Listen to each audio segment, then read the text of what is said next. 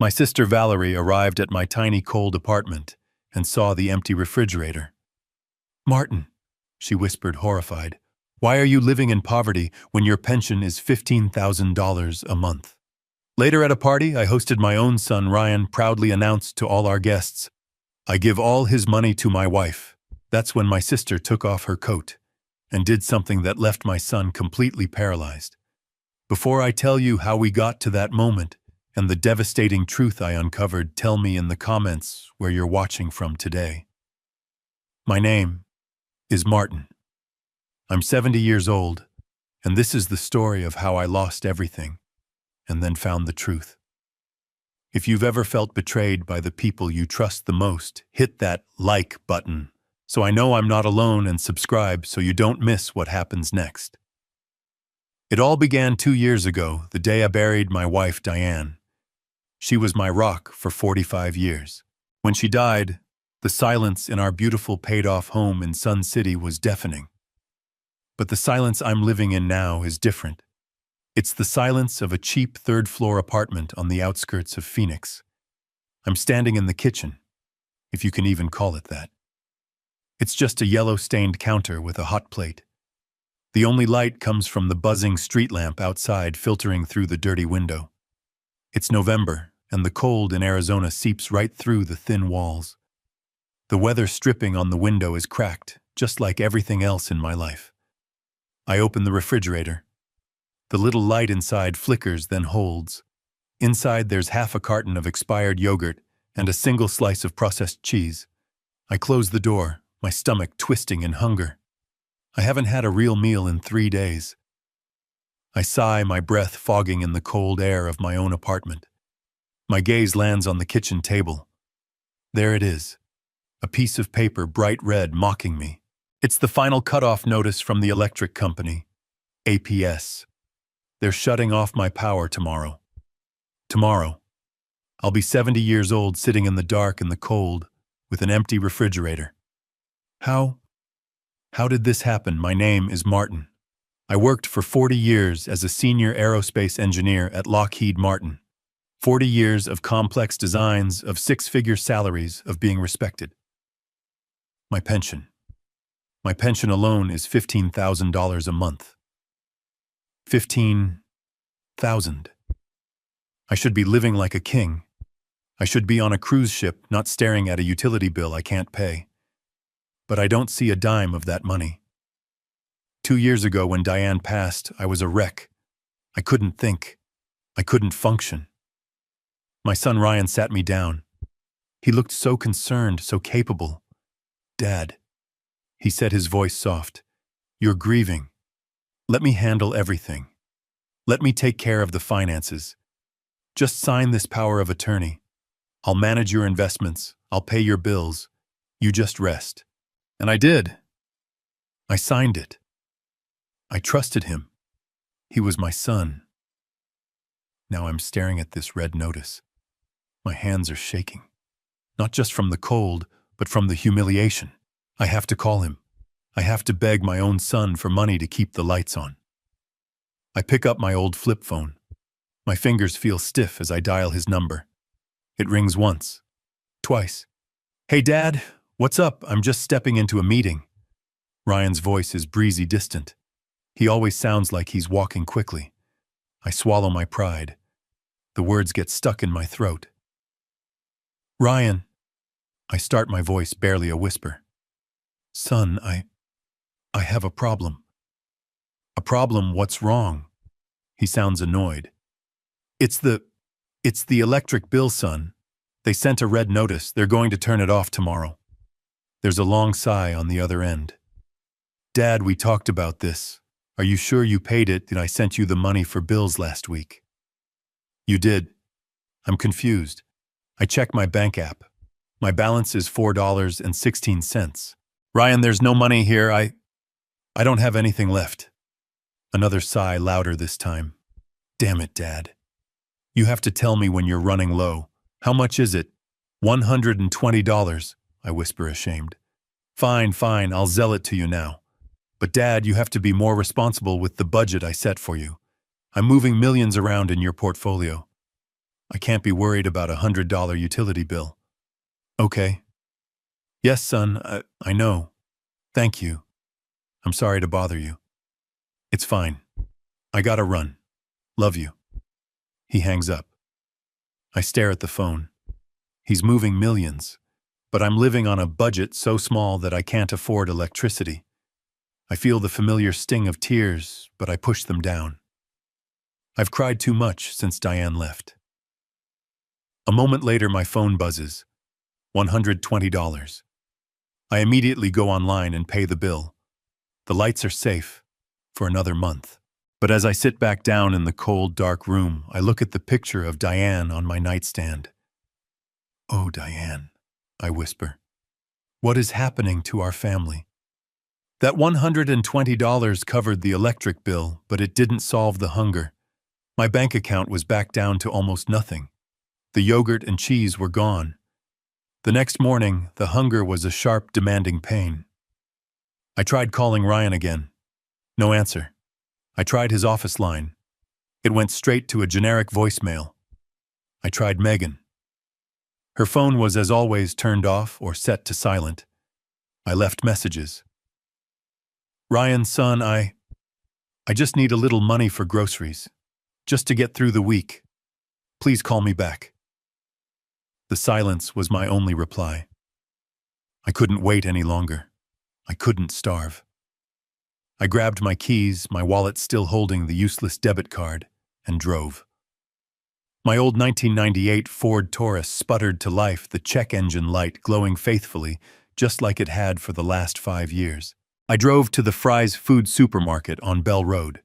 It's not the upscale AJ's or Whole Foods that Ryan and Megan shop at. It's where regular people go. It's where I belonged now. I parked the car and sat there for a moment, debating if this was even worth the effort. But the hunger won. I walked inside, the automatic doors sliding open with a weary sigh. I kept my head down, avoiding eye contact. I felt like a thief, even though I was just trying to buy food. I grabbed a basket, not a cart. I only needed enough for tonight. I walked down the aisles. Everything looked expensive. Fresh meat, vegetables, cheese. I kept walking. I went to the canned goods aisle. Campbell's soup, 99 cents on sale. I grabbed one. Chicken noodle. It felt heavy in my hand. I went to the bread aisle. The fresh bakery bread smelled wonderful, but it was $4. I went to the end of the aisle to the discount rack. A loaf of store-brand white bread nearing its expiration date was marked down. $1.50. I grabbed it. I looked in my basket. A can of soup and old bread. I felt a wave of dizziness. I needed something more. Maybe some protein. I went to the dairy section and found the cheapest possible eggs. $2.99. No, too much. I put them back. I went back to the canned aisle. A tin of generic tuna. $1. I added it. I walked to the checkout. I felt the eyes of the other shoppers on me. They probably just saw an old man buying dinner. But I felt like they saw a failure. A fraud. A man who was supposed to be a wealthy retiree but couldn't afford eggs. There was only one person in line ahead of me. A young mother with a cart full of food and 2 noisy children. She paid with a bright blue EBT card. Food stamps. She had no shame, just efficiency. I envied her. It was my turn. The cashier, a tired-looking woman, didn't even look up. "Find everything okay?" she asked, her voice monotone. I put my items on the belt. The can of soup, the old bread, the tin of tuna. $8.50, Ra, she said. My heart was pounding. Maybe Ryan had put some money in. Maybe the Zelle transfer for the electric bill had been more than $120. Maybe there was something left. I inserted my debit card into the chip reader. My hand was shaking. I entered my PIN. The machine beeped. A long, loud, terrible beep. I looked at the screen. One word in bright red letters: declined. My blood ran hot, flushing my entire face. I could feel the heat in my ears. "Oh," I stammered. That's strange. It must be a mistake with the chip. Can I try swiping it?" The cashier sighed, annoyed, but she nodded. I swiped the card. The machine beeped again. Declined. I don't understand," I said, my voice cracking. "My son. He manages my account. There should be money in there." The woman behind me in line, the one with the full cart, let out an impatient tisk. The cashier just stared at me. "Sir, it's declined. Do you have another way to pay?" I fumbled through my wallet, knowing it was empty. A few old receipts. My expired driver's license. A picture of Diane. No cash. No other cards. "No," I whispered. I'm sorry. I have to put these back." I didn't even wait for her reply. I turned and walked quickly, almost running out of the store. I left the soup, the bread, and the tuna on the counter. I pushed through the doors and into the bright, unforgiving Arizona sunlight. I got into my car and locked the doors. And then I just sat there, my hands gripping the steering wheel so hard, my knuckles turned white. I didn't cry. I was past tears. I was just empty and cold. Declined. I am Martin, a senior engineer. My pension is $15,000 a month. My son is managing my millions. And I was just declined for an $8 can of soup. Ryan wasn't just managing my money. He wasn't just protecting my assets. He was starving me. The humiliation burned away the confusion. It burned away the sadness. All that was left was a cold, hard rage. He said he was in a meeting. He said he was busy. He was busy spending my money while I was being publicly shamed at a grocery store. I looked at my hands on the wheel. These hands built guidance systems for satellites. These hands raised a sun. And now these hands were empty. No more phone calls. No more begging. I turned the key. The old engine roared in protest, then settled. I put the car in gear. I wasn't going back to my cold, empty apartment. I was going to Scottsdale. I was going to my son's house. I was going to get answers. It took me 40 minutes to drive from my world to his. 40 minutes for the burning, humiliating rage to cool down into a cold, heavy dread. My old Taurus sputtered as I pulled onto his pristine paved street in North Scottsdale. The houses here weren't just houses. They were compounds, sprawling desert-colored palaces hidden behind iron gates and towering saguaro cacti. I parked my rusty 1998 Taurus on the street, feeling like a piece of trash that had blown into paradise. I didn't dare pull into his gleaming paver stone driveway. A brand new white Maserati Ghibli was parked right in front of the 3-car garage. A car that easily costs over $100,000. I'd seen it before, but today, after being declined for a can of soup, it felt like a slap in the face. I walked up the stone pathway, my shoes scuffing the perfect tile. Through the massive ornate glass front doors, I could see my daughter-in-law, Megan. She was in expensive athletic wear, the kind Diane always said cost more than a business suit. She wasn't exercising. She was standing with her arms crossed, directing a team of 3 landscapers who were planting new, exotic-looking cacti along the walkway. I didn't bother knocking. I pulled the ornate iron handle. It was locked. Had Martin had to ring the doorbell of the house my money had almost certainly helped buy. Megan saw me through the glass. I watched her face twist just for a second into pure annoyance before she smoothed it into a fake, bright smile. The buzzer sounded and the heavy door clicked open. "Martin, what a surprise, we weren't expecting you. Is Ryan home?" "Megan," I asked, my voice sounding rougher than I intended. "He's in his office working. You know how it is, he's incredibly busy, Dad." She always called me Dad, but it sounded like an insult coming from her, a title without meaning. Ryan emerged from his office, a sleek glass room I could see from the foyer. He was holding his cell phone to his ear, looking intense. "Look, just move the assets. I don't care about the short-term hit. Just get it done." He saw me. He stopped short. "Dad, what's wrong? You look terrible." He clicked off the phone, his expression shifting from ruthless CEO to concerned son in a fraction of a second. I couldn't hold Megan's gaze.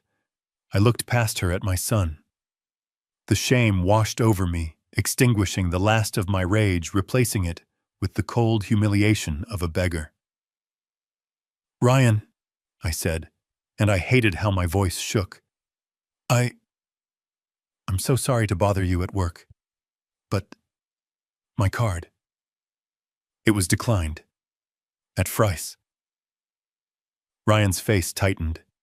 He shot a quick, annoyed glance at Megan, who just rolled her eyes and turned back to the landscapers. He put his arm around my shoulder, guiding me toward the front door, away from her earshot. "At Frice," he repeated, as if the store itself was the offense. "Yes," I whispered, "for $8. And the electric company. They sent the final notice, the one I called you about. The power was going to be cut off tomorrow." Ryan put his hands up, letting out a short, forced laugh. Dad, stop, breathe." His voice was that smooth, professional tone he used when he was explaining things he understood and I didn't. "You're worrying over nothing. You're getting worked up again. Remember what Dr. Evans said about your blood pressure. But the card, Ryan, and the power? It's the market, Dad. The market is incredibly volatile right now." He sounded so confident, so reassuring. "I had to act fast. I moved the bulk of your assets, the legacy funds we talked about, into a series of secure long-term trust funds. They're protected. They're safe. But they are not liquid. It just means the checking account, the slush fund, is running a little low right now. It's just simple asset management. It's for your own good. Trust funds. Legacy funds. I designed guidance systems for satellites, but he made me feel stupid, like a child who couldn't understand. "I understand that, son. I do," I lied. "But I don't have any food," I whispered. The words felt like acid in my mouth. I don't have money for food. I couldn't buy a can of soup. Ryan's face softened into a mask of perfect pity. "Oh, Dad. God, that is my fault. 100% my fault." He reached into his back pocket and pulled out a thick, dark green wallet. Crocodile skin. It looked expensive. He opened it. It was stuffed with $100 bills. I hadn't seen that much cash in one place in years. He pulled out 5 of them. $500. "Here," he said, pressing the crisp bills into my trembling hand. "My mistake. I completely forgot to transfer your weekly allowance." Allowance? I am 70 years old. I worked my entire life, and I get an allowance. "See," he said, patting my shoulder, his smile back in place. "Everything is fine. Everything is under control. I'm managing it. You just focus on resting, okay? Don't worry your head about these little things. That's what I'm here for." I looked at the $500 in my hand. It felt like dirty money. It felt like a payoff. But it was also survival. It was food. It was medicine. It was electricity. "Okay, son," I said, my voice quiet, as I folded the bills into my pocket. "Okay, I trust you." As I walked back to my rusty Taurus, I saw the white Maserati again. I saw Megan laughing with the landscapers. I saw the massive, beautiful house. And I felt a cold, deep certainty that my son, my own son, was lying straight to my face. I looked down at the $500, then back up at my son. Before I could say anything, Megan drifted over. She had been supervising the landscapers, which mostly meant standing near them looking expensive. She put a perfectly manicured hand on Ryan's arm. She was wearing a small quilted black purse on a gold chain. Even I, a 70-year-old engineer, knew what that was.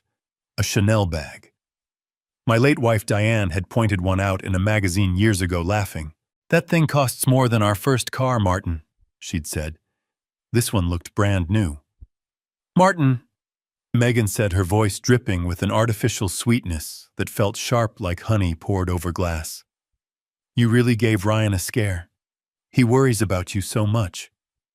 I just nodded, my eyes fixed on the cash in my hand. "You have to remember, we're doing all of this to protect your legacy." She continued, squeezing Ryan's arm. "You're retired.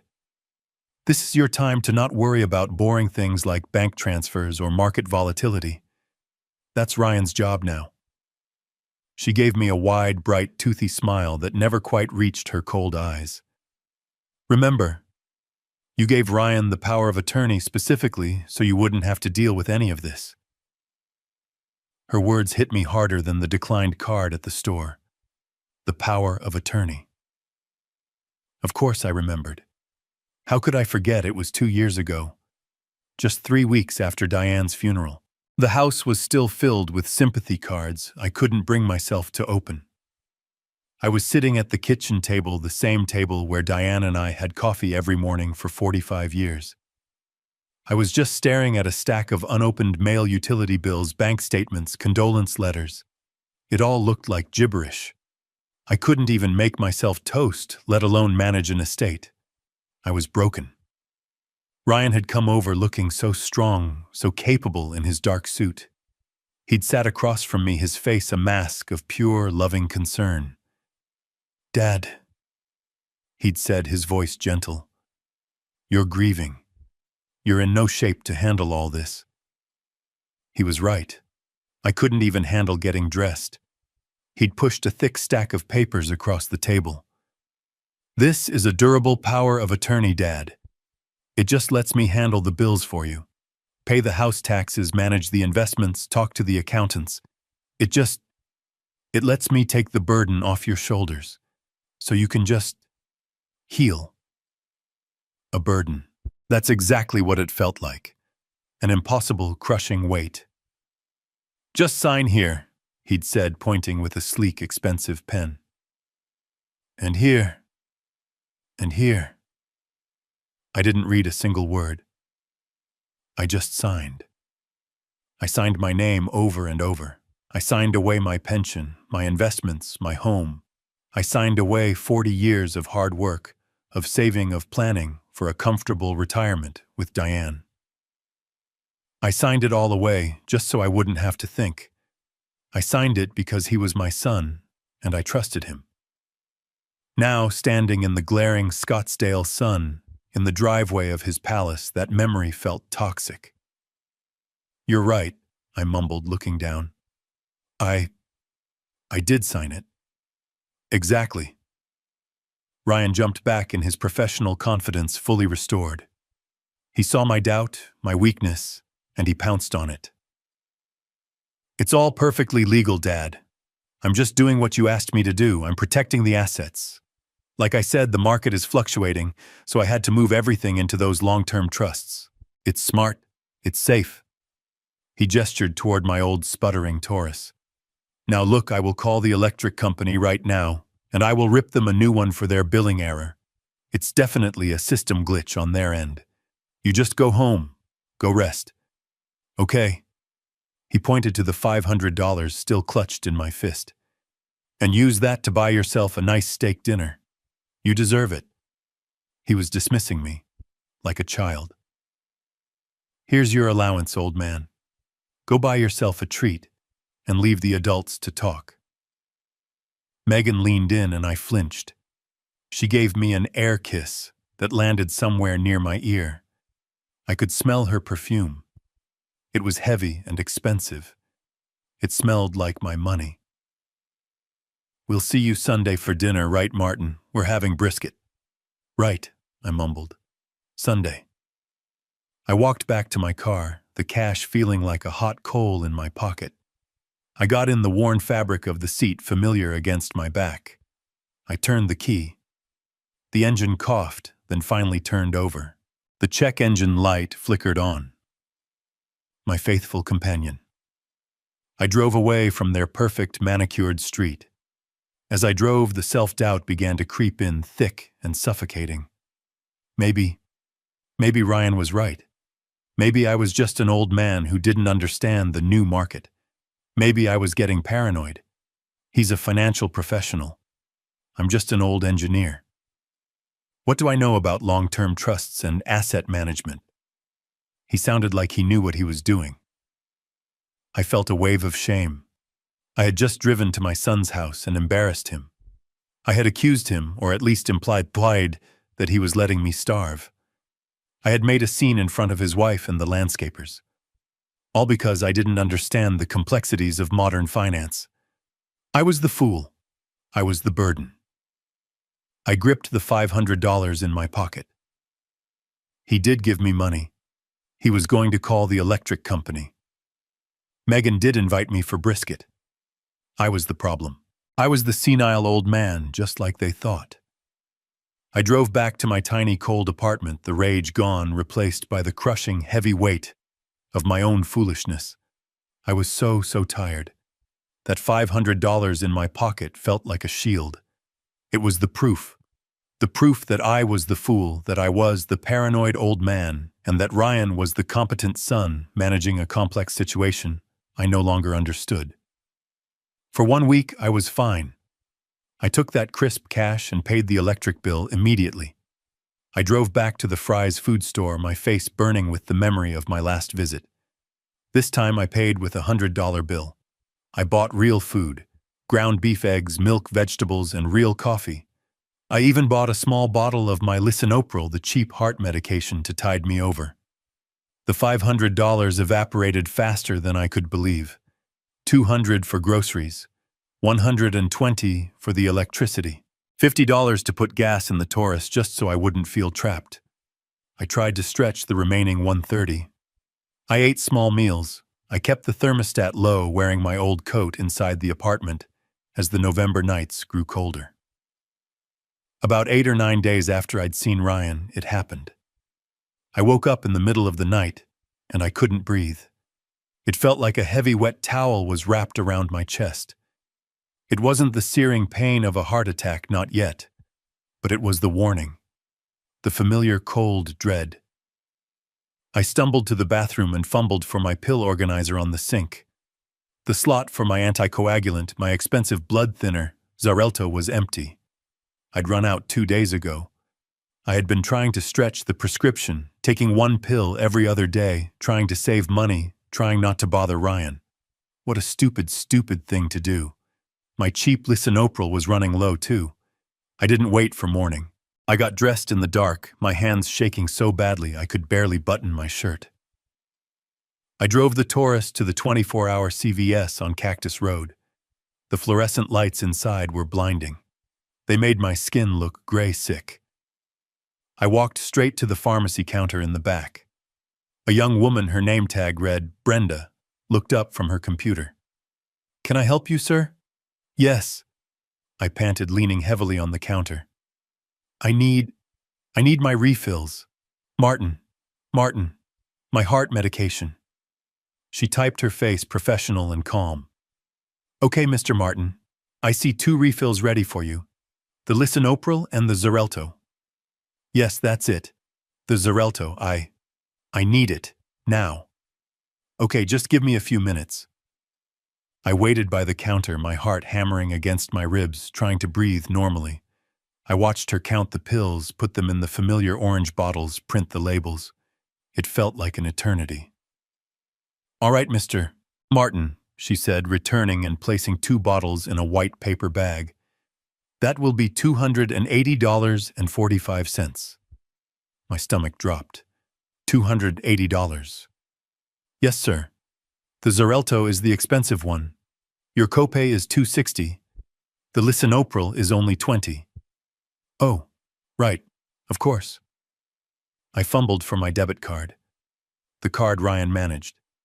The card he said should have money in it. The allowance. I put the card into the reader. My hand was unsteady. The machine was silent for a long, agonizing moment. Then the beep. The same beep as at the grocery store. The same horrifying final sound. Declined. "No," I whispered. My voice didn't sound like my own. "No, that's impossible. That can't be. My son, he just put money in the account. He handles everything. Can you please try it again?" Brenda the pharmacist looked at me with an expression I was starting to hate pity. "Sir, I ran it twice. It says insufficient funds." "But he promised," I said, my voice rising in panic. "He said he was managing it. He said it was just a glitch. He just gave me cash." Brenda looked around. The store was empty at 3 a.m, thank God. She lowered her voice. "Sir, I'm sorry. The payment is not going through. Do you have another way to pay?" I shook my head, feeling the cold sweat on my forehead. The tightness in my chest was getting worse. I needed that medication. She looked at the 2 bottles on the counter. She looked at my gray, desperate face. "Look," she said gently. "The lisinopril. That one is only $20. The Xarelto is $2.60. She hesitated, clearly uncomfortable. "Do you want to maybe just take the lisinopril for now, and you can come back for the other one when you sort out your funds?" Come back for the other one. The other one. The life-saving one. The one that kept my blood from clotting and my heart from failing. She was asking me to choose which medication I could afford not to take.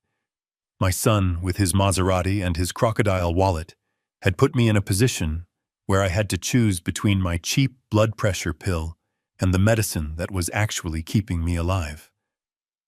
I couldn't speak. I just nodded. Brenda quietly took the white paper bag, opened it, and removed the bottle of Xarelto. She put it back on the shelf behind her. She rang up the new total. $20.12, she said, her voice flat. I slid my card in again. I prayed. Approved. The small amount of allowance Ryan had left me was just enough for the cheap pills, but not enough for the ones that mattered.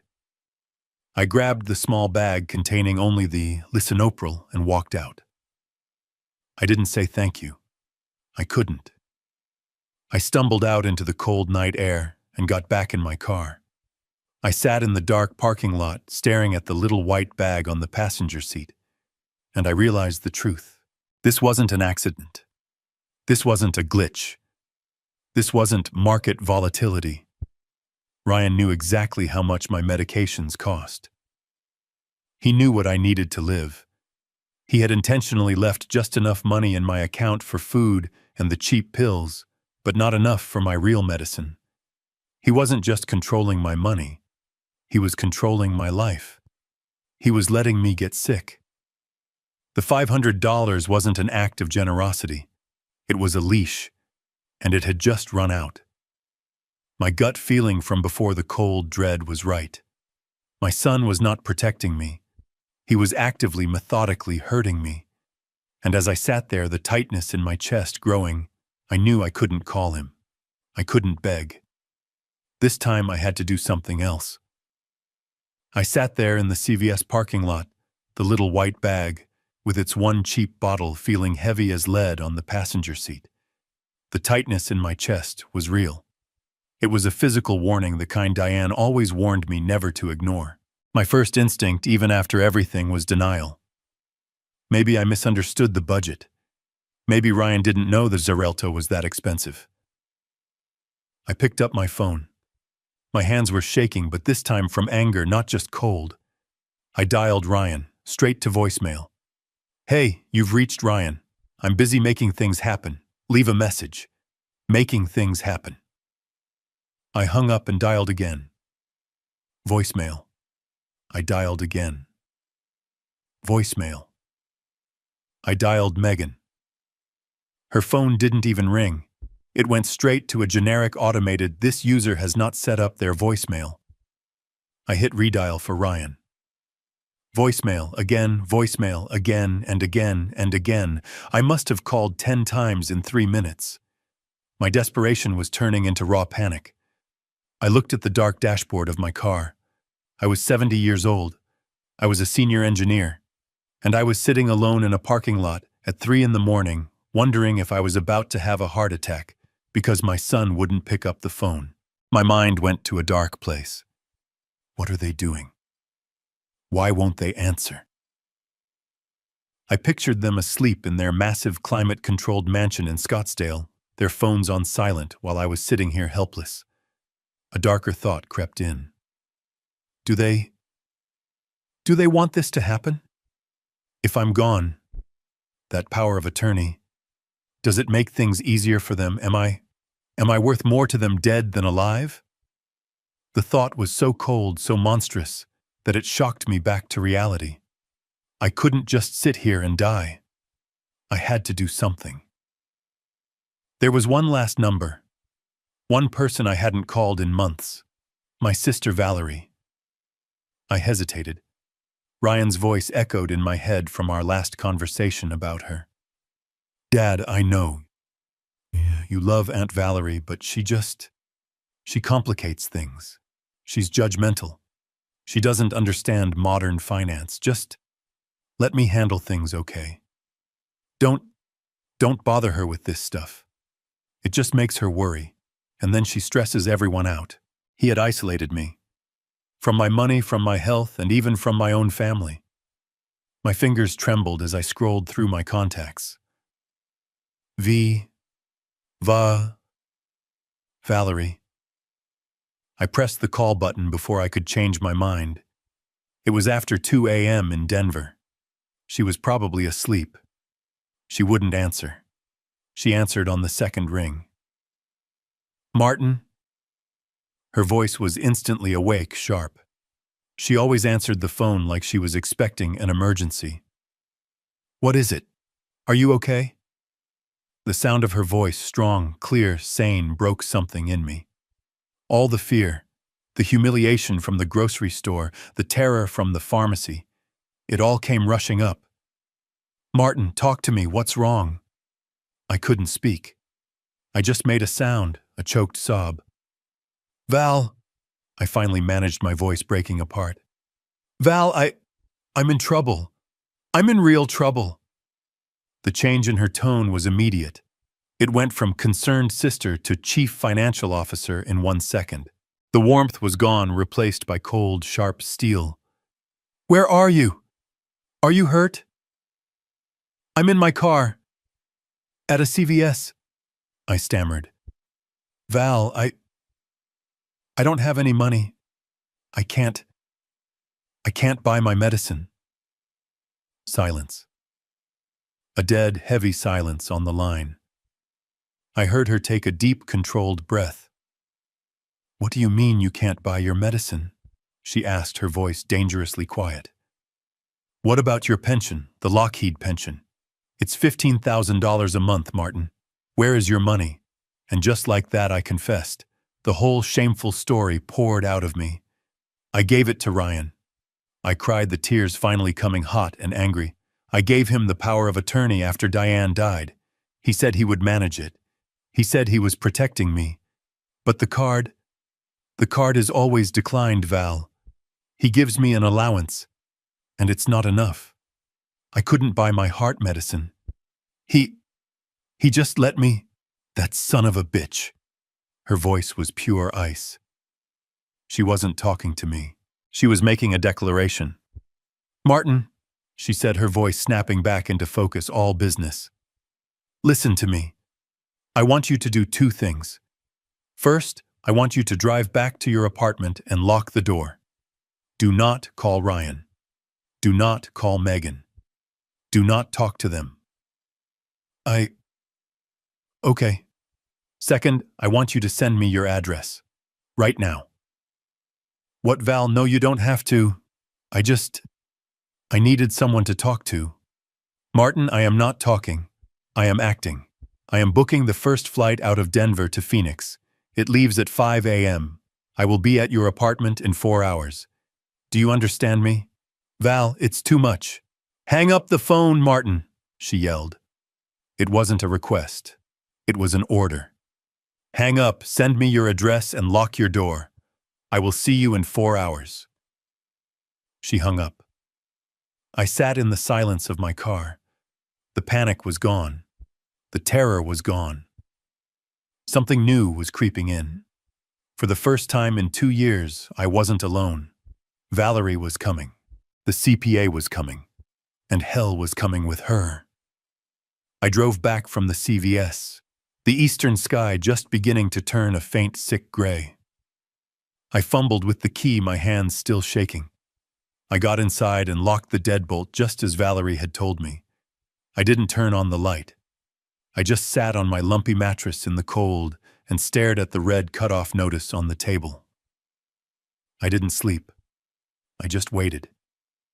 The tightness in my chest eased, not because of the cheap lisinopril I'd swallowed dry in the car, but because I knew she was coming. 4 hours, she'd said. It felt like 4 years. I must have dozed off, because I was jolted awake by a sound I never hear in this building. A solid, heavy thud of a new car door. Not the usual rattle of my neighbor's old beaters. An Uber. I scrambled to the window, pulling back the dirty curtain. A black sedan was idling at the curb. And then I saw her. My sister Valerie. She stepped out of the back seat, pulling a sleek, hard-shell carry-on suitcase. Even at 6:30 in the morning, after what must have been a frantic rush to the airport, she looked like she was walking into a boardroom. She wore a dark gray pantsuit, perfectly pressed, and low, expensive-looking heels that clicked with authority on the cracked pavement. She paid the driver, looked up at my building, and I could see the disgust on her face even from 3 stories down. She didn't look tired. She looked furious. I rushed to the door, fumbling with the deadbolt. I pulled it open just as she raised her hand to knock. She stood there in the dim hallway. "Martin," she said. Her voice was tight, controlled. She looked right at me. Her eyes, sharp and clear, even at this hour, scanned me from head to toe. She took in my wrinkled clothes from the day before, my uncombed hair, the gray, sick pallor of my skin. Then she looked past my shoulder into the room I called home. She didn't move for a full 10 seconds. She just stood on the threshold, staring. I could see her nostrils flare slightly. I knew that look. That was her CPA look.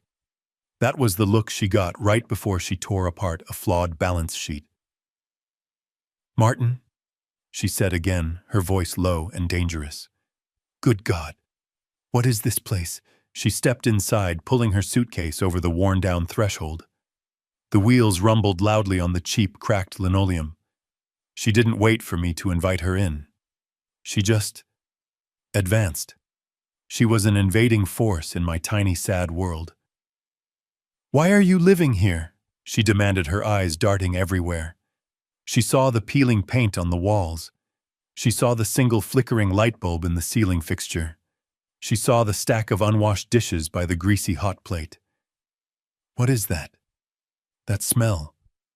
Is it mildew? Is it old food?" I just stood by the open door, my shame making me feel heavy as lead, the cold morning air rushing in behind me. "Val, it's just temporary," I whispered. Ryan said he's investing my money." She ignored me. She walked straight to the small beige refrigerator that hummed loudly in the corner, the one that came with the apartment. She pulled the handle. The door opened with a sticky, sucking sound. She stared inside. She stared at the single expired yogurt, at the hard, shriveled half-slice of processed cheese. She stared at the vast, empty, yellow-white space. I saw her shoulders tense up under her expensive suit jacket. She slowly, deliberately closed the refrigerator door. She turned around to face me, and her expression was terrifying. It wasn't sadness. It wasn't pity. It was a cold, calculating fury I hadn't seen since our father passed away, and she had to deal with the probate lawyers who were trying to cheat us. "He's investing it," I whispered again. the excuse sounding pathetic and childish even to my own ears. Ryan said he's investing it, that the market is volatile. Investing. Her voice shot out like a gunshot so loud it echoed in the tiny bare room. Investing. She dropped her suitcase. It hit the floor with a heavy, solid thud. "Brother," she said, stepping right up to me, her eyes boring into mine. "You worked at Lockheed Martin for 40 years. You were a senior engineer. Your pension, Martin, your pension is $15,000 a month. I know I helped you set up the damn rollover account." Her voice was rising, trembling with rage. "You should be on a beach in Hawaii. You should be on a cruise ship in the Mediterranean. You should be traveling the world." She pointed a finger at the red notice on my table. "You should not be living in a rat hole. You should not be worried about a $20 pill. You should not be living like a beggar." I know, Val, but he signed the POA. "I don't care what he said," she snapped, cutting me off. She didn't waste another second. She turned her back to me, marched to the wobbly card table I used for a desk, and snapped open a briefcase that was attached to her suitcase. She pulled out a sleek silver laptop. She set it on the table, the high-end machine looking absurdly out of place like a diamond on a trash heap. She popped it open. The screen flared to life instantly. "We are not waiting. We are not talking. We are acting," she said, her fingers already flying across the keyboard. She looked up at me, her eyes void of all pity, filled only with cold, hard purpose. "Your bank login, Martin. Chase private client. What is the username and password now?" I stared blankly at her silver laptop. The question snapped me out of my shame. "Login," I stammered. I don't have it, Val. Ryan changed everything. 2 years ago. He said it was for enhanced security. He said he'd handle the online stuff. I just let him. He said it was safer if I didn't have access in case I got confused. Valerie's fingers stopped moving on the keyboard. She didn't look at me. She just stared at the login screen. I could see the muscles in her jaw clenching. "He locked you out of your own account," she said, each word a perfectly spaced, cold stone. "For your protection. He said it was easier, Val. I didn't want to deal with it after Diane." "Stop," she commanded. She held up one hand. "Stop talking. Stop making his excuses for him." She closed the laptop. The quiet, expensive click echoed in the room. She pulled her cell phone from her pocket, a new sleek iPhone that looked like a weapon in her hand. She stood up. "Fine," she said. "We do this the other way." She scrolled through her contacts and found Ryan's number. She pressed the speakerphone button, her thumb hitting the glass with a sharp, deliberate tap. The phone rang once, twice. "Hey, you've reached Ryan. I'm busy making things happen. Leave a..." Valerie hung up and dialed again immediately. "Hey, you've reached Ryan." She hung up. She dialed Megan. "The user you have dialed has not..." She hung up. "He's not answering." I whispered, a strange, sick feeling of, "I told you so," rising in me. "Oh, he'll answer," Valerie said, her voice grim. She dialed Ryan's number one more time. It rang and rang. Just as the voicemail was about to pick up, the call connected. "Geez, Dad, what is it now?" Ryan's voice, exasperated and annoyed, filled the tiny apartment. He hadn't even checked the caller ID. He just assumed it was me, the nuisance, calling again. There was a beat of pure, cold silence. "Hello, Ryan." The change on the other end was electric. I could hear a sharp intake of breath, the sound of a chair scraping on a hardwood floor, a muffled, "Who?" "It's your Aunt Valerie," she said, her voice like ice. "Aunt Valerie." His voice was suddenly slick, falsely cheerful, the professional. "Aunt Val, what a surprise. Are you in Phoenix? You should have let me know. I'm actually just heading into a major merger meeting. I'm swamped." Valerie cut him off, her voice slicing through his excuses. "Cut the crap. I'm at your father's apartment, and he doesn't have money to buy his life-saving heart medication. Dead silence. The fake cheer evaporated. I could hear his breathing suddenly shallow.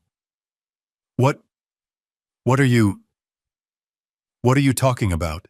He stammered. He's fine. I just sent him money. He's just confused, Aunt Val. He gets worked up.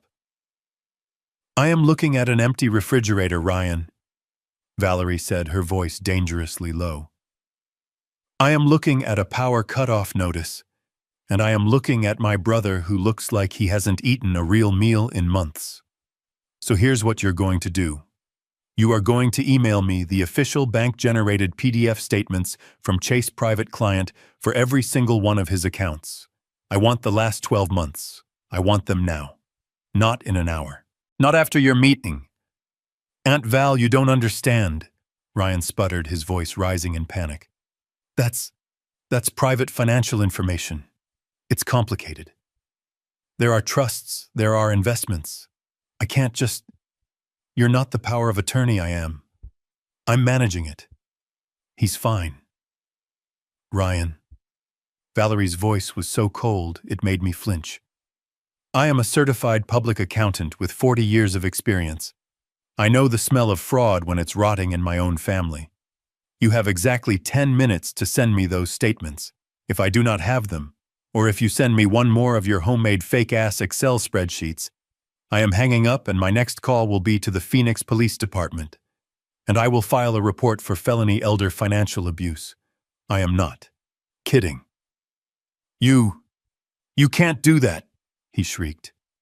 This is a family matter. You'll ruin me. 10 minutes, Ryan, Valerie said. You're ruining him.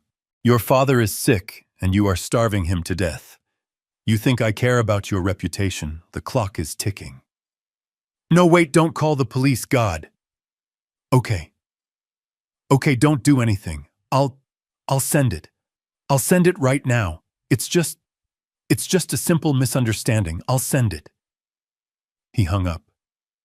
I was shaking. I had never heard anyone talk to Ryan like that.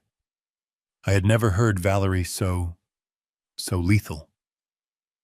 Now we wait, she said. She opened her laptop again. The screen cast a blue glow on her grim face. We sat in silence.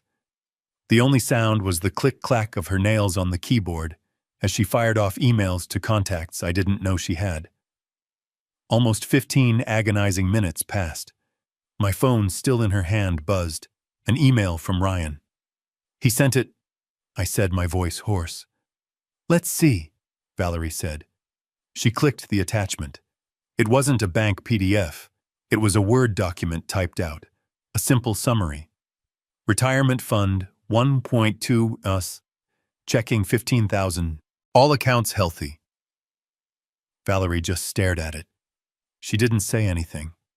She just stared. Then she let out a short, sharp, humorless laugh. He really thinks I'm an idiot, she whispered. She turned the laptop to me. Martin, look at this. This isn't a bank statement. This is garbage. It's a high schooler's attempt at a forgery. There are no account numbers, no transaction IDs. It's just numbers on a page. She turned the laptop back. He's not just hiding something, Martin. She looked me right in the eye, her face pale with a new dawning horror. He's hiding everything. He's stalling. Valerie didn't waste a breath. He thinks we're stupid. He thinks I'm stupid. He thinks he can stall me with this garbage. She slammed the laptop shut. We're done waiting for him to cooperate. We're going straight to the source. She picked up her phone again, her thumb flying across the screen. What's the bank, Chase Private Client, you said? Yes, I whispered, my heart pounding. The number is on the back of my debit card. I fumbled for my wallet, my fingers feeling thick and useless. I pulled out the card, the one that had been declined, the symbol of my humiliation, and read the toll-free number off the back. Valerie dialed. She put it on speakerphone again. The air in the tiny apartment was thick with dread. A smooth, professional voice answered. "Thank you for calling Chase Private Client.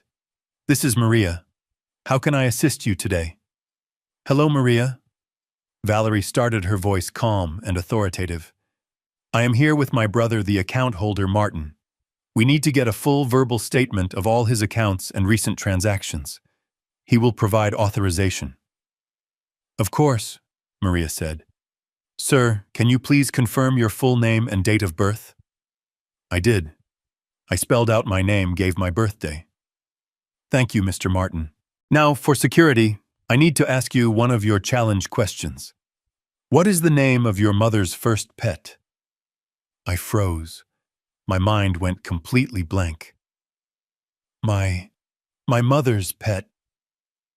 I looked at Valerie, bewildered. "My mother hated animals. We never had a pet growing up. She said they were dirty." "Sir, this is the question on your file," Maria said, her professional tone unwavering. I don't know," I said, panic rising. "I don't know the answer. My son Ryan set this up." A horrible thought struck me. Oh, wait. Does he mean his mother-in-law Megan's mother, or maybe his mother Diane? No, Diane didn't. Oh, maybe he means Megan's pet. Her little white dog, Try Fluffy. "I'm sorry, sir," Maria said, her voice turning cold. "That is not correct. For your security, I cannot proceed." "No, wait," I pleaded. Valerie snatched the phone from my hand. Her voice was pure steel. "Maria, my name is Valerie. I am a certified public accountant, and I am sitting here with my brother Martin. We have reason to believe his son Ryan, who is his power of attorney, has fraudulently changed his security questions and is actively committing elder financial abuse. I am formally reporting this to Chase right now. Connect me to your fraud department and a senior manager, immediately." There was a stunned silence on the other end. Then a flurry of clicks. "One moment, ma'am. Please hold." We were on hold for what felt like an eternity. I was pacing my chest tight. "He changed them," I kept whispering. "He locked me out.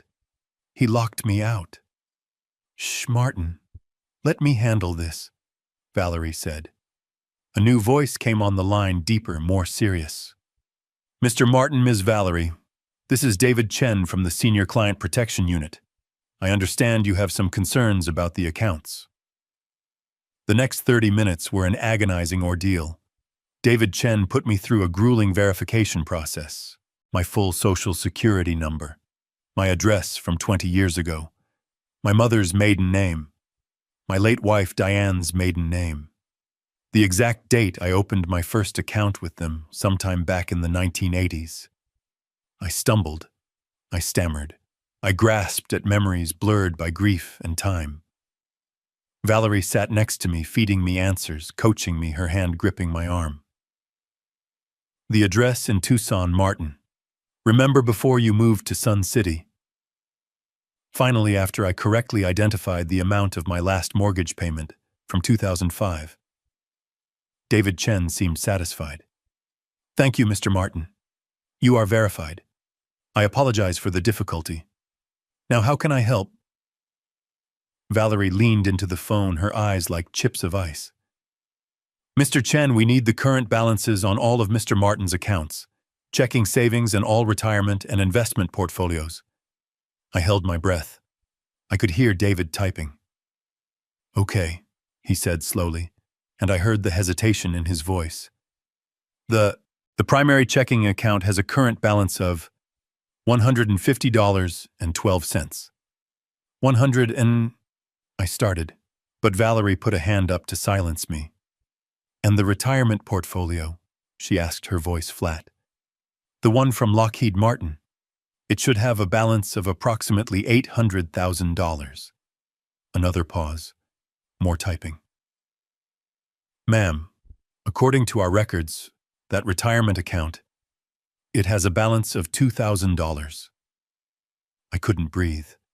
The room started to spin. What I gasped. No, that's impossible. 800,000. Valerie, I said, grabbing her arm. Ryan said he moved it to a trust. Ask him about the trusts. It's safe. He said it's safe.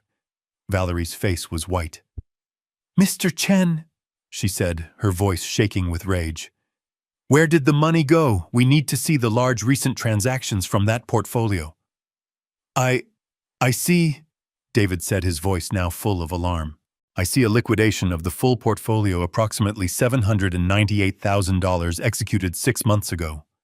The funds were then transferred out. Transferred where? Valerie demanded. One large wire transfer, ma'am, for $50,000. It was sent to a M&R Investments.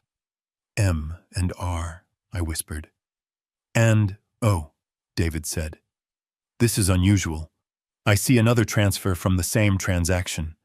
A check was cut directly from the account for $25,000.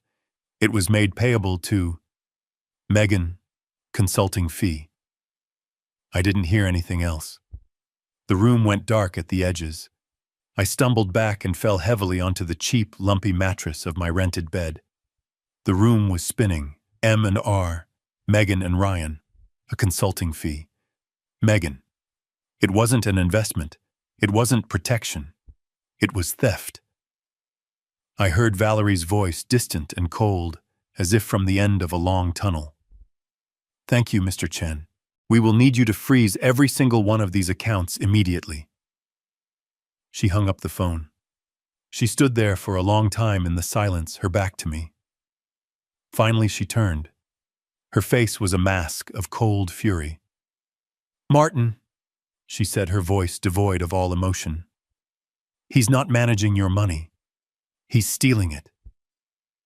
I was still sitting on that lumpy mattress, the words, Megan, consulting fee, echoing in my head. The room was spinning. I felt like I was going to be sick. My son. He hadn't just managed my money. He had looted it. He had plundered my entire life's work. Valerie didn't comfort me. She didn't sit down and hold my hand. She was a CPA, and she had just found the gaping hole in the ledger. She was in battle mode. Martin, she snapped.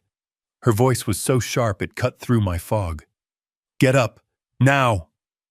I can't, I whispered. Val, he took everything.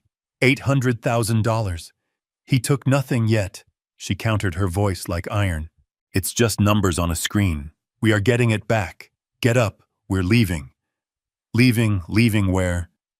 You cannot stay here, she said, already grabbing my old coat from the back of the chair and throwing it at me. This place isn't secure. It's not clean. And we need a war room. We are not victims, Martin. We are clients. And we are about to hire the meanest shark in Phoenix. She grabbed my arm and hauled me to my feet. I just moved on autopilot. She packed my few belongings, my pills, my toothbrush, my picture of Diane into my old duffel bag in less than 60 seconds. She grabbed her own high-end suitcase, steered me out the door, and didn't look back. She didn't take my old Taurus. She left it parked on the street. She used her phone, and within 2 minutes, another black Uber sedan was there. Where are we going? I asked, my voice numb as we slid into the back seat. First, we're getting your medicine. The real medicine. Our first stop was the CVS. Valerie walked in, paid for my Xarelto and Lisinopril, a 3-month supply with her own corporate credit card. She handed me the bag. Take it, she ordered. I did, my hands trembling as I held the full, heavy bottles. Our second stop was a Residence Inn in North Scottsdale. It was clean, modern, and anonymous. I'm booking a suite with a kitchen for 1 week, she told the front desk. Under my name. We got to the room. It was beautiful. A real bed, a clean kitchen, a living room area. Sit, she said, pointing to the couch. Don't move, I have a call to make. I just sat there, clutching my bag of medicine, watching my sister. She was a force of nature. She wasn't grieving for the family we'd lost. She was preparing for the war we were about to start. She pulled out her laptop and her phone. Who is the best elder financial abuse attorney in Phoenix? She muttered to herself, her fingers flying across the keyboard. Google is too slow. I'll use my network. She dialed a number. Greg Valerie. I'm in Phoenix. I need a name. The biggest, baddest shark you know in probate and elder fraud litigation. Money is no object. She listened, writing down a name on a hotel notepad. Ms. Shaw. Shaw. Got it. Thank you, Greg. I owe you one. She hung up and immediately dialed the new number. Yes, I need to speak to Ms. Shaw, Valerie said into the phone, her voice dropping into that formal, professional tone. Tell her Valerie CPA is calling regarding an urgent matter of multi-million-dollar elder fraud. Yes, I'll hold. I watched amazed. She was completely in her element. This was what she did. She found the cracks and she fixed them. Ms. Shaw, thank you for taking my call. My name is Valerie. I am a CPA, and I am here with my brother Martin, a 70-year-old retired engineer. His son, acting as power of attorney, has just liquidated his $800,000 retirement fund and transferred it to shell companies, including one named after his own wife. He has also been systematically draining his $15,000 a month pension and left my brother with no money for food or heart medication. We have bank confirmation. We need you. How soon can you meet? Valerie listened, nodding. This afternoon at 4 p.m. Perfect. We will be there. She hung up and finally looked at me. The fury was gone, replaced by a cold, hard resolve. Okay, Martin, she said. We have the best. Now we wait. That afternoon, we walked into the plushest law office I'd ever seen. It was all glass and dark wood high above the city. We were shown into a conference room. A woman in her 50s walked in carrying a single leather folder. She wasn't flashy. She wore a simple dark blue dress, pearls, and a gaze that could cut steel. This was Ms. Shaw. Mr. Martin, Ms. Valerie. She said, her voice calm and measured. Valerie, your reputation precedes you. Martin, I am deeply sorry for what you're experiencing. We spent an hour laying out everything we knew.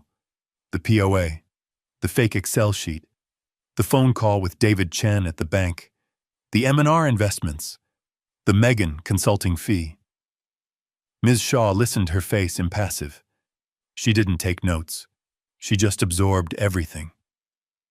When I finished, she sat back, tapping her pen on her folder. This is bad, she said, her voice flat. But it's not hopeless. Here is our problem. She leaned forward. The power of attorney. That document is our biggest hurdle. Ryan will claim he had full authority to move those funds.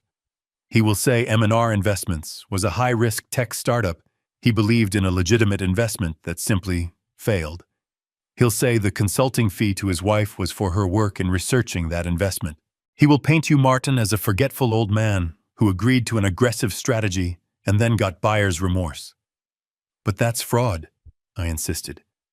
It's fraud to us, Ms. Shaw corrected. In a courtroom without concrete proof of his intent to steal, it's just a bad investment made by an authorized agent. It's his word against yours. And you already admitted you were too grief-stricken to read what you signed. I felt the hope drain out of me. So it's over. He just wins. He just takes it all. Valerie, who had been silent, finally spoke. She looked at Ms. Shaw. Then it's not enough to show he did it, Valerie said, her eyes narrowing. We need to prove he knew it was wrong. We need to prove criminal intent. Ms. Shaw was a woman of terrifying efficiency. She didn't just accept my story, she acted on it.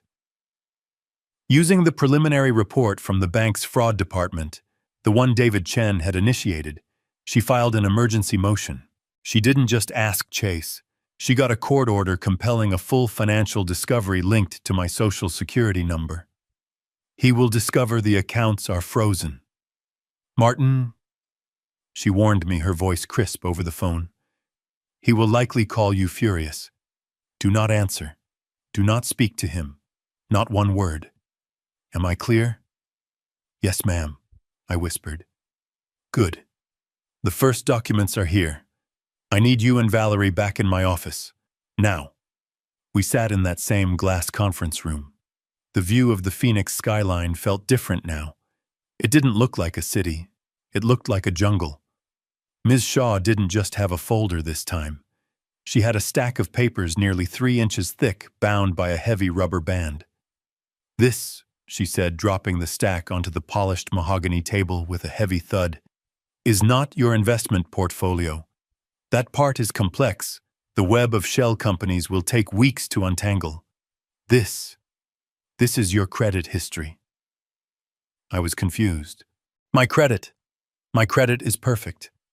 I've always paid my bills. I only have one card, the Visa, the one that keeps getting declined. Ms. Shaw looked at me, her face unreadable. No, Martin. You had one card. According to this report I pulled from Experian this morning, you currently have 4. Valerie, who had been silent, leaned forward, her eyes narrowing. What kind of cards? Store cards? Gas cards? No, Ms. Shaw said. She slid the top packet of statements across the table. 3 American Express Centurion cards. The black card. I just stared. I'd heard of those. I'd seen them on television. Cards for billionaires, for movie stars. But how? I stammered. You have to be invited. You have to spend hundreds of thousands of dollars. Exactly, Ms. Shaw said, which you don't. But what you do have, Martin, is 40 years of perfect, unblemished credit. You have a massive pension and a multi-million-dollar asset portfolio, or at least you did. You were the perfect candidate. Ryan applied in your name using your financial data and his power of attorney. You were approved instantly, for all 3. Valerie snatched the statements. Her face, already pale, turned a ghostly white. She didn't say anything for a long moment. Her eyes just scanned the pages line by line, faster and faster. I could see her hand, the one holding the papers, begin to shake. My God, she whispered. What? I asked, my voice trembling. What is it? Valerie looked up, her eyes no longer just angry. They were burning with a cold, pure hatred. He made Megan an authorized user, on all 3 cards. She started to read, her voice flat, as if she were reading a list of casualties. Date October 10th. Merchant Chanel, Scottsdale Fashion Square. Amount $12,000. I pictured the black quilted purse Megan had been carrying, the one Diane had dreamed of. Date October 22nd. Valerie continued, her finger sliding down the page, her voice trembling with rage. Merchant Emirates Airlines. Amount $20,000. 2 first-class tickets to Dubai. Date November 1st. Merchant the St. Regis Aspen. Amount $8,000. She let out a sound, a sharp, choked laugh of disbelief. They went skiing. While you were worried about your electric bill, Martin, they were in Aspen. She threw the papers down.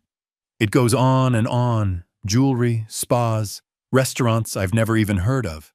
The total outstanding balance, the debt in your name, Martin, across all 3 cards, is $250,000. $250,000 in debt. A cold realization hit me so sharp it made me gasp. The car, I said, my voice barely audible. Valerie looked at me. What car? The white Maserati, in their driveway. I thought they leased it. Valerie grabbed the second statement, her hands tearing through the pages. She found it. Her finger jabbed the line item. You're right. A recurring monthly charge. Maserati Financial Services. $2,000. Every month. For the last 6 months. Charged directly to your American Express card. I slumped back in the expensive leather chair. It was no longer just about the pension. It wasn't about the $800,000 he invested. This was different. This was calculated. This was cruel. He hadn't just put me in a cheap apartment. He hadn't just cut off my allowance. He had taken my name, my perfect credit score, my 40 years of hard work and financial discipline, and he had handed it to his wife like a blank check. He had turned my good name into their personal piggy bank. He was living like a king on my reputation, while I was sitting in the dark, unable to afford the medicine that was keeping me alive. The last shred of doubt, the tiny whispering voice that said, maybe it's all a misunderstanding.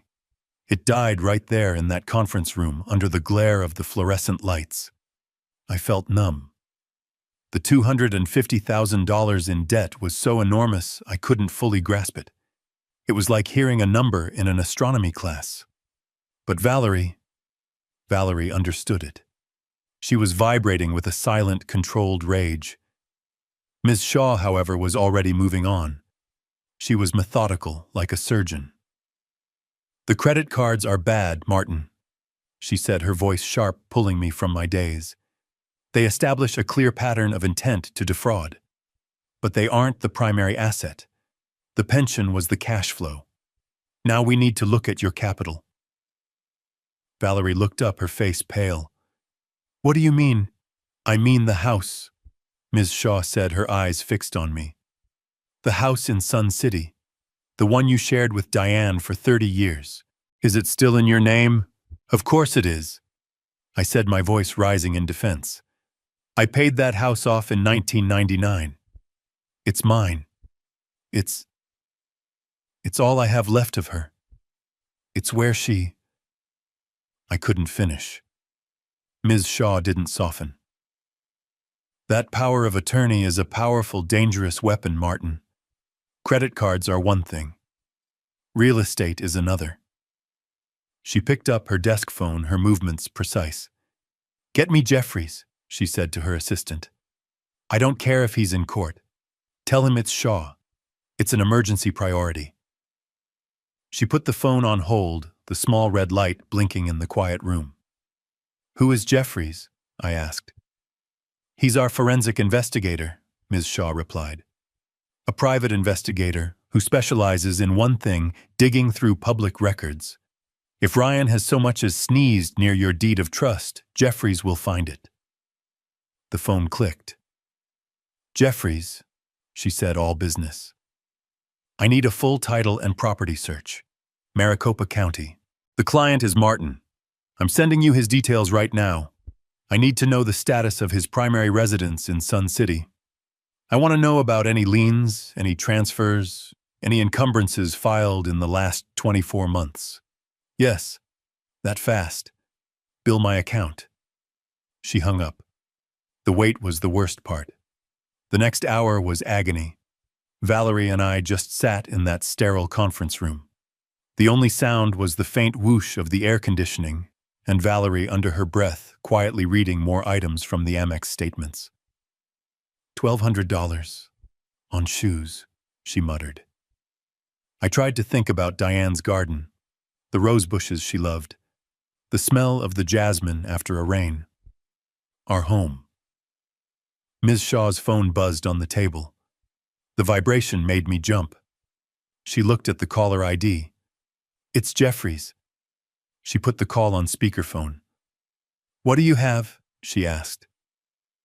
A gravelly, tired voice came through the speaker. "You're not going to like this, Shaw." I felt my stomach clench. Valerie gripped the arm of her chair. "Just say it, Jeffries," Ms. Shaw said. "The property in Sun City," the voice crackled. "Well, it's not really his anymore. At least the equity isn't. 6 months ago, a reverse mortgage was filed against the property." Valerie shot up from her chair. "What? That's impossible. You have to be 62. Martin is 70. But Ryan isn't. Doesn't matter if the son isn't," Jeffrey's voice said. "The owner is. Ryan used the power of attorney as Martin the owner to sign the documents. It's all legal on paper. It's signed Martin by his attorney, in fact, Ryan." I couldn't feel my hands. "A reverse mortgage," I whispered. I don't understand. What does that mean?" Ms. Shaw closed her eyes for a brief, painful second. How much, Jeffries? She asked, her voice grim. Did he take a line of credit or? No, Jeffries replied. He maxed it out. A single lump sum payout. $500,000. Transferred out 6 months ago. Valerie let out a sound like she'd been punched in the gut. 500,000. Ms. Shaw hung up the call. She turned to me, and for the first time since I'd met her, her professional mask cracked. She looked genuinely horrified. Martin, she said, speaking slowly, as if to a child who had just been struck. Ryan took your house. The house you owned completely. He used the POA and signed papers claiming you wanted to take a loan out against its value. She took a deep breath. A reverse mortgage means the bank gives you the equity in cash. And when you pass away or move out, the bank takes the house. They sell it to pay back the loan. She paused, letting the words sink in. They didn't just sink. They hit me like a physical blow. He didn't just borrow against it, Martin. He sold it. He sold it out from under you. That $500,000, that's the money that went into M&R investments. He didn't just drain your pension, Martin. He cashed out your life. The credit cards were a violation. The pension theft was a betrayal. This was an execution. This was my home. This was Diane's garden. This was the room she passed away, in the room I still kept just as she liked it. This was the one single place on earth that was mine, that was ours. And my son had sold it. He had sold it for cash. He had sold my wife's memory. He had sold my entire life, everything we had ever built together, to fund his wife's shopping sprees and his fake empty company. I didn't say anything.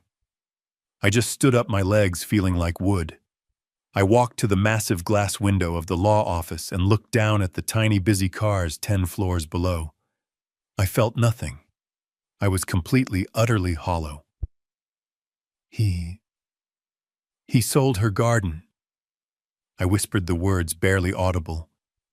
He sold Diane's memory. Behind me, I heard Valerie start to cry. It wasn't the soft, sad cry of grief. It was the harsh, dry, angry sob of someone who had just witnessed true evil. I was completely numb. I just stood at that window, staring down at the city, seeing nothing. Diane's garden. He sold her roses. He sold the walls that held our entire life. The $250,000 on the credit cards was an insult. The $500,000 from the reverse mortgage, that was a violation of something sacred. It felt like he had dug up her grave. Behind me, I heard Valerie take a shaky breath, trying to pull herself together. She was wiping her eyes, not with sadness, but with pure, unadulterated rage. Ms. Shaw broke the silence. Her voice was steady, but it had an edge now, a cold anger that matched Valerie's. Martin, Valerie, that's the house. That's the primary capital, but we are not done. Valerie turned her head slowly. What do you mean we're not done? What else is there? The retirement fund was the IRA, Ms. Shaw said, ticking points off on her fingers. The house was the real estate. What about his non-retirement investments?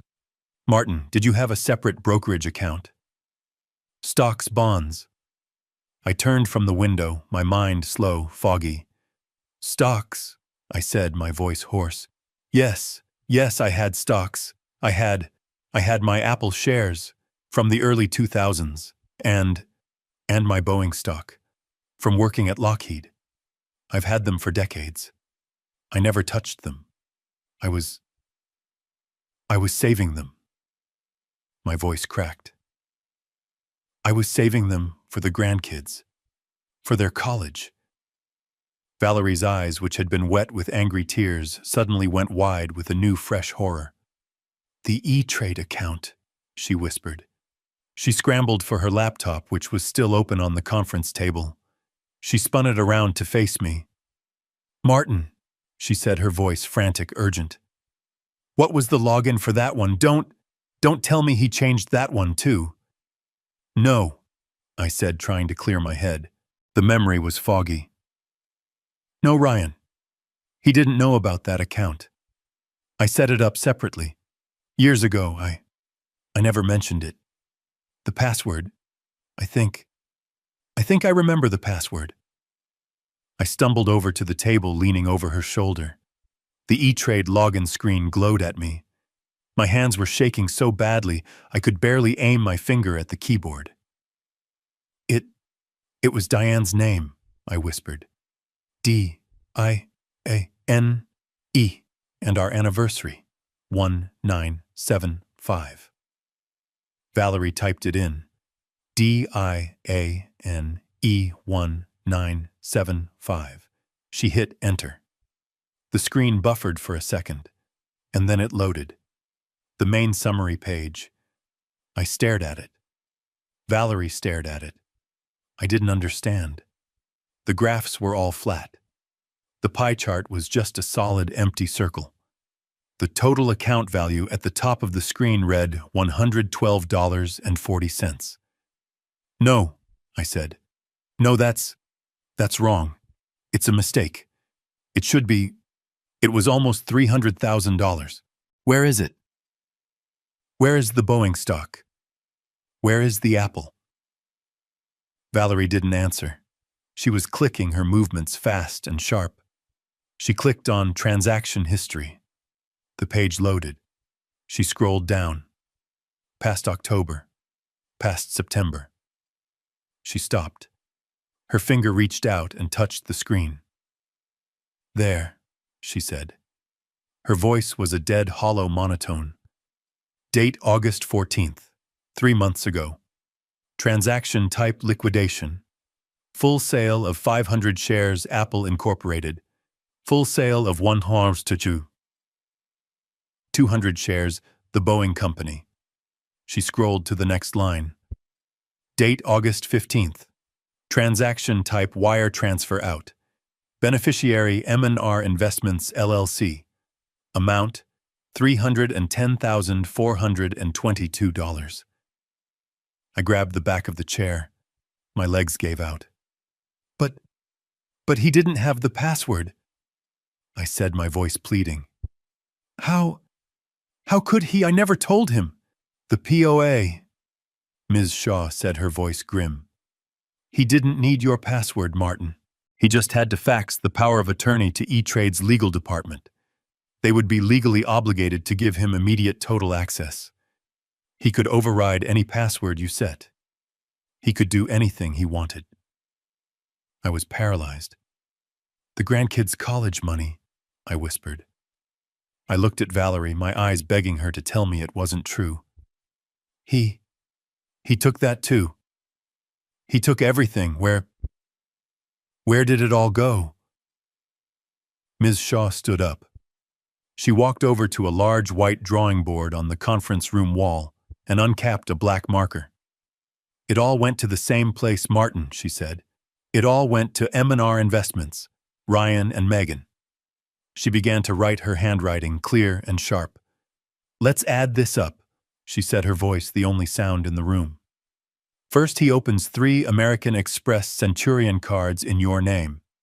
He and Megan rack up $250,000 in debt. Vacations, jewelry, a Maserati. She wrote $250,000. Second, she continued writing on the next line. He uses your perfect credit and your advanced age to file for a reverse mortgage on your paid-off home. He takes a full lump sum payout, $500,000. He wires it straight to his shell company. She wrote $500,000. Third, she said, her voice like a hammer striking an anvil. He finds your brokerage account, the money you were saving for your grandchildren. He liquidates all of it, $310,000, and wires it straight to the same shell company. She wrote $310,000. She drew a thick, angry line under the numbers. That, Martin, is $1,060,000 of your capital assets. Stolen. Gone. laundered through his personal slush fund. Valerie, who had been sitting in stunned silence, finally spoke. Her voice was a hollow whisper. And that's just the capital. Don't forget the cash flow. Ms. Shaw nodded grimly. She wrote another number. She's right. For 2 years, 24 months. He has also been draining your pension. $15,000 a month. That is another $360,000. She added it to the total. Then she drew a final circle around the bottom line. $1,420,000. $1,420,000. I just stared at the number on the whiteboard. It didn't seem real. That is what they have stolen from you, Martin, Ms. Shaw said, putting the cap back on her marker with a sharp click. And in exchange, they gave you $50 a week to live on. They left you in a slum, unable to buy your own heart medicine, while they drove your Maserati and vacationed in Dubai on your credit. She turned and looked me right in the eye. This wasn't mismanagement. This wasn't a mistake. This was a plan. A cold, systematic plan to liquidate you. I just stared at that number on the whiteboard. $1,420,000. It was an abstract, impossible figure. It represented my home, my retirement, my wife's memory, my grandchildren's future. And it was all gone laundered into M&R investments. I sank back into the leather chair, the fight draining out of me. So, that's it, I whispered. He wins. He took it all. What can we do? He had the POA. I signed it. Miss Shaw put the cap on her marker with a sharp click. The sound snapped me back. She turned to me, her eyes laser-focused. This is where we begin, Martin, not where we end. But you must understand the battlefield. She sat down. Here is our reality. We can file a civil suit for recovery of funds. We absolutely will. But Ryan will fight back. And his defense will be simple, brutal, and effective. Valerie leaned forward, her face a mask of cold fury. What defense? He stole it. Did he? Ms. Shaw countered, her voice sharp. Or did he invest it? He had a fully executed durable power of attorney. He will claim that he, as your designated agent, decided to move your assets into high-yield private equity funds. That's what he'll call M&R investments. He will say the consulting fee to his wife was for her work in researching these opportunities. He will say the credit cards were an advance on your future profits. But that's a lie, I protested, my voice weak. It's his word against yours, Ms. Shaw said flatly. He will paint you as a forgetful, grieving 70-year-old man who doesn't understand modern finance. He will claim you verbally agreed to this aggressive strategy and then panicked when you saw the short-term numbers. He will say you are confused. He will say you are senile. In court, with that POA, it becomes a very, very messy he said case. And it is very, very hard to prove. The air left the room. She was right. Ryan had already been calling me confused. He had been setting this narrative for 2 years. He had me trapped. I looked at Valerie. Her face was grim. I saw the same defeat in her eyes that I felt in my chest. We had the evidence of the what, but not the why. We couldn't prove the intent. Valerie was silent for a long time, just staring at the whiteboard. The $1,420,000. Unless, she said, her voice barely a whisper. Ms. Shaw and I both looked at her. Unless, Valerie said again, her voice gaining strength, her eyes turning from defeated to calculating. Unless we get him to admit it. Unless we prove the intent came from his own mouth. Ms. Shaw leaned forward, interested. Go on? He thinks he's won, Valerie said, a cold, slow smile spreading across her face. It was a terrifying smile. He thinks his father is a clueless old man. He thinks I'm just a meddling old woman. He's arrogant. He's sloppy. He got caught bragging about it on the Amex statements. He's so high on his own success he can't see the cliff. She turned to me. Martin, we need to use that. We need to use his arrogance against him. What are you talking about? I asked. We're going to set a trap, Valerie said. We're going to throw a party. I just stared at her.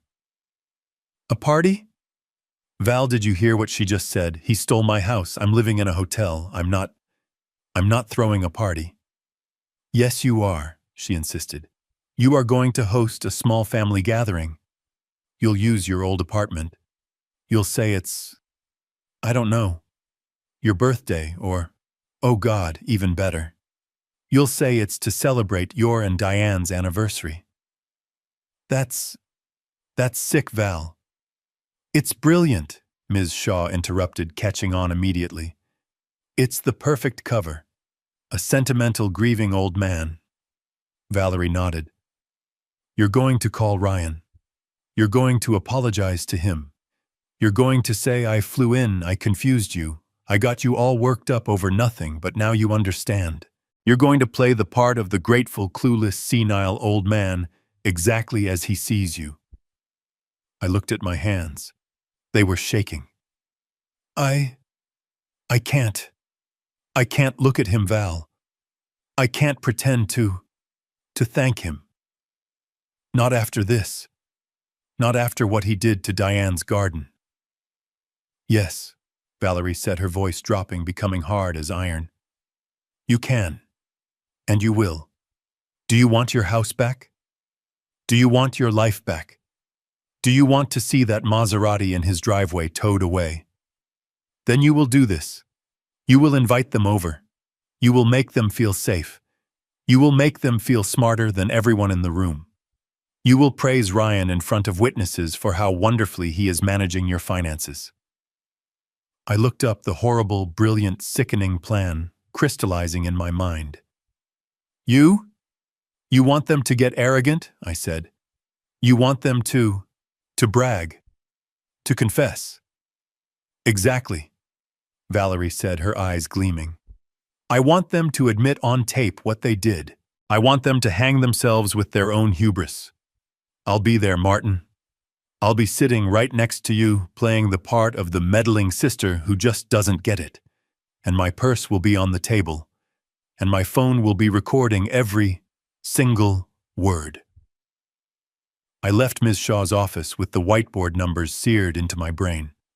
$1,420,000. I went back to the Residence Inn, but I didn't rest. I just sat on the clean, quiet sofa, the silence of the hotel room somehow louder than the chaos in my head.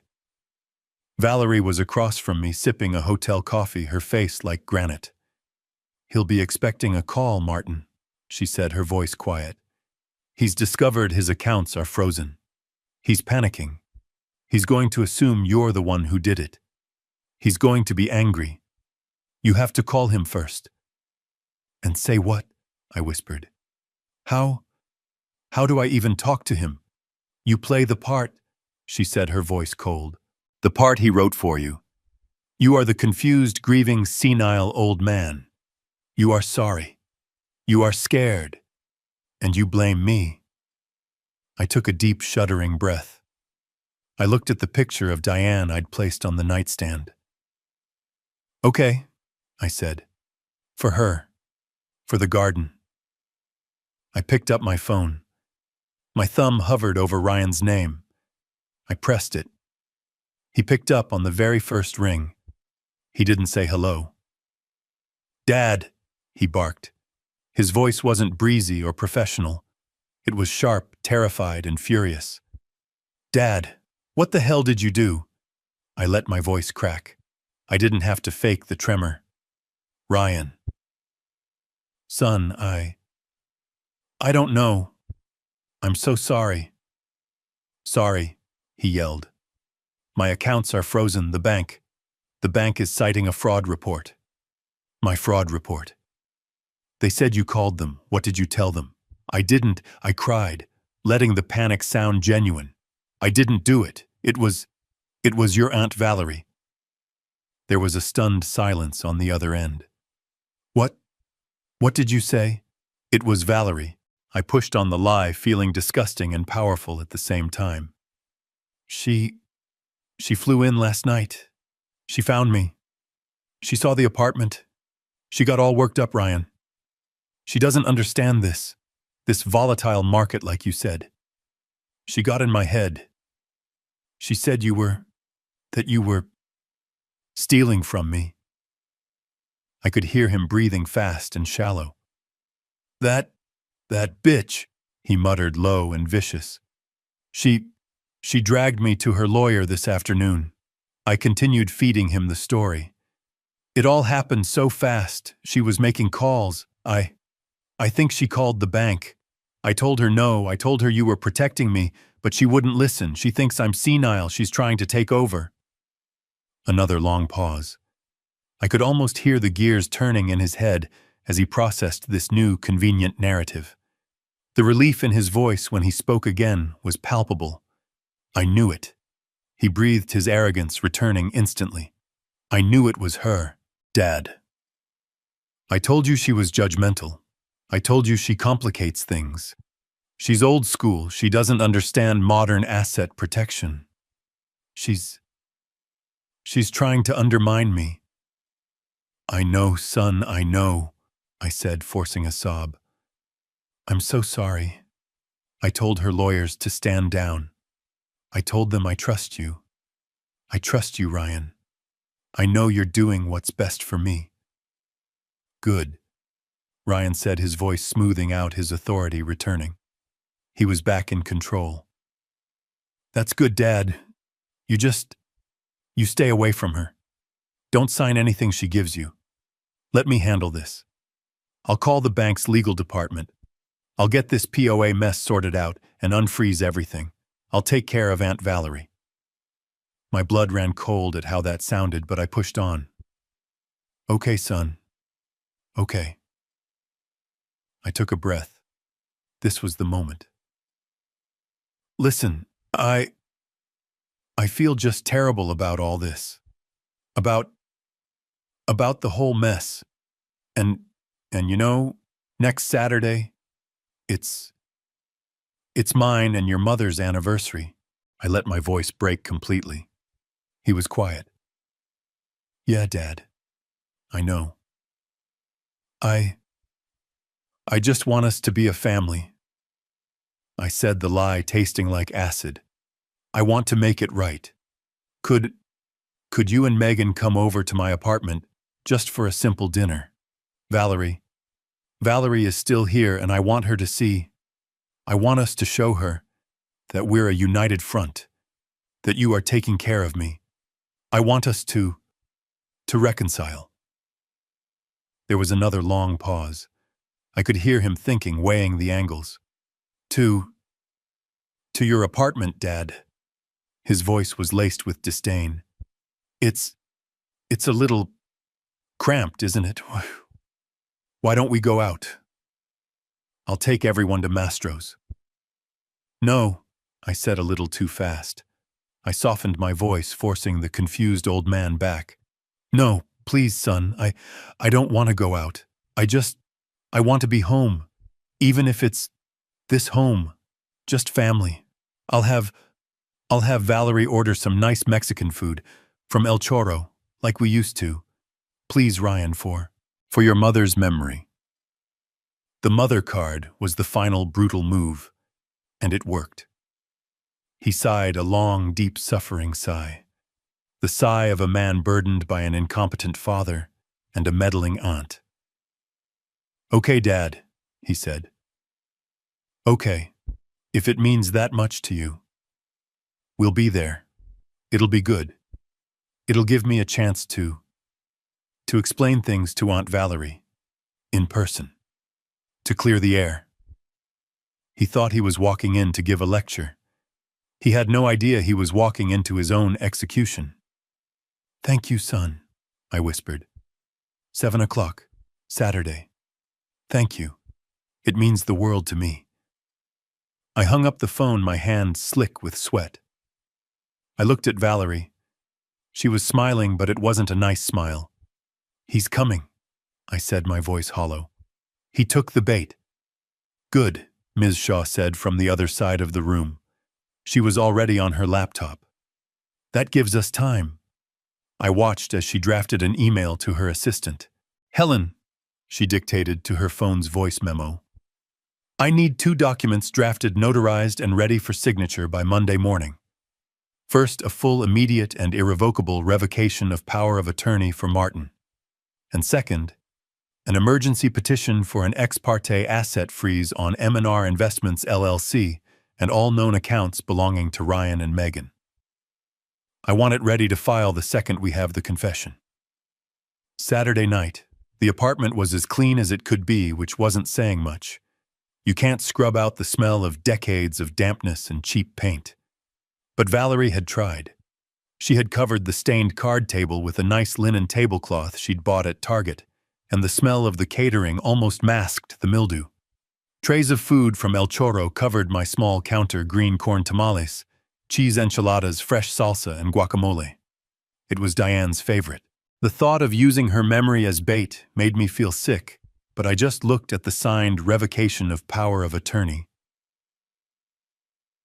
Sitting in Ms. Shaw's office waiting for Monday. I had to see this through. Valerie was wearing a baggy beige cardigan sweater.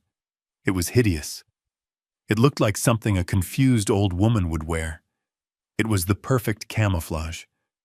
Underneath, I knew, was her sharp blue pantsuit. And in the pocket of that ugly cardigan, her iPhone was already recording. Our witnesses arrived first: Bill and Sandra. They had been our neighbors in Sun City for 20 years. They'd played cards with Diane and me. They were good, honest people, and I was lying to them. "Martin, it's so good to see you," Sandra said, hugging me. She looked around the tiny apartment, her eyes wide with a pity she was trying to hide. This is a very cozy place you've found." "It's just temporary," I mumbled, feeling the shame rise again. "While Ryan manages my portfolio." "Oh yes," Bill said, patting my back. "A smart boy, that Ryan. Always was. Good he's looking after you." Valerie greeted them, playing the perfect hostess. "Bill, Sandra. Thank you for coming. Martin was just so insistent we get everyone together. A little family reconciliation." They beamed. They thought this was a good thing. Then at 7:30, 45 minutes late, they arrived. The sound of the Maserati's engine, loud and obnoxious in our quiet, poor parking lot, announced their arrival. I buzzed them in. I heard their footsteps on the thin stairs. Megan's heels clicked in a sharp, angry rhythm. Ryan's heavy, expensive shoes thudded. They were already annoyed. I opened the door. They stood there, framed in the peeling doorway, and the contrast was almost comical. They looked like movie stars who had taken a wrong turn into a slum. Ryan was in a dark, tailored suit that probably cost $3,000, no tie, his shirt open. Megan was poured into a tight, emerald green silk dress. Diamonds glittered at her ears and throat. Megan's perfectly sculpted nose wrinkled. I saw her eyes flick to the water stain on the ceiling, the crack in the wall, the worn-out linoleum. She was visibly disgusted. "Dad," she said, her voice strained. She didn't move to hug me. She just stepped inside, careful not to let her silk dress brush against the dirty doorframe. "Ryan, Megan, you're here," I said, my voice sounding weak. "Sorry we're late, Dad," Ryan said, not sounding sorry at all. He gave me a quick, one-armed hug, patting my back in that condescending way, as if comforting a dog. The traffic from Scottsdale was just unbelievable. He looked around the room, a small, pitying smile on his face. "Wow, this is really where you're staying, huh? We've got to find you something better than this." "Oh, nonsense," Valerie chirped, bustling over her ugly cardigan flapping. She was carrying a bottle of expensive-looking red wine. "It's not about the place, it's about the people. Ryan, Megan, so good to see you. Come in, let me get you a drink." She was brilliant. She was playing the part of the bubbly, slightly dim-witted, harmless old aunt to perfection. Ryan and Megan visibly relaxed. They saw her in her frumpy sweater, and with her overly cheery smile, and they dismissed her. She was no threat. "Aunt Valerie," Ryan said, taking the glass of wine she poured. "Good to see you. I'm glad you're here. I think there's been a lot of misunderstanding." "Oh, I'm sure." Valerie laughed a high fake trill. "All this talk about banks and fraud, it just goes right over my old head. That's why we have smart financial men like you, Ryan." She handed a brimming glass to Megan, who looked at it with suspicion as if it might be contaminated. "Drink up, dear, we're celebrating to family." We all raised our glasses. Bill and Sandra beaming, thinking this was a reconciliation. Me, my hand shaking, my heart hammering. And Ryan and Megan, their faces smug, already tasting victory, believing they were here to put the confused old relatives back in their place. "To family." Ryan repeated, his eyes meeting mine over the rim of his glass. His smile was all teeth. We sat around the small, wobbling card table. It was dangerously overcrowded with the large aluminum catering trays, bottles of wine, and plastic cups. Ryan and Megan, I noted, hadn't touched the tamales or the enchiladas.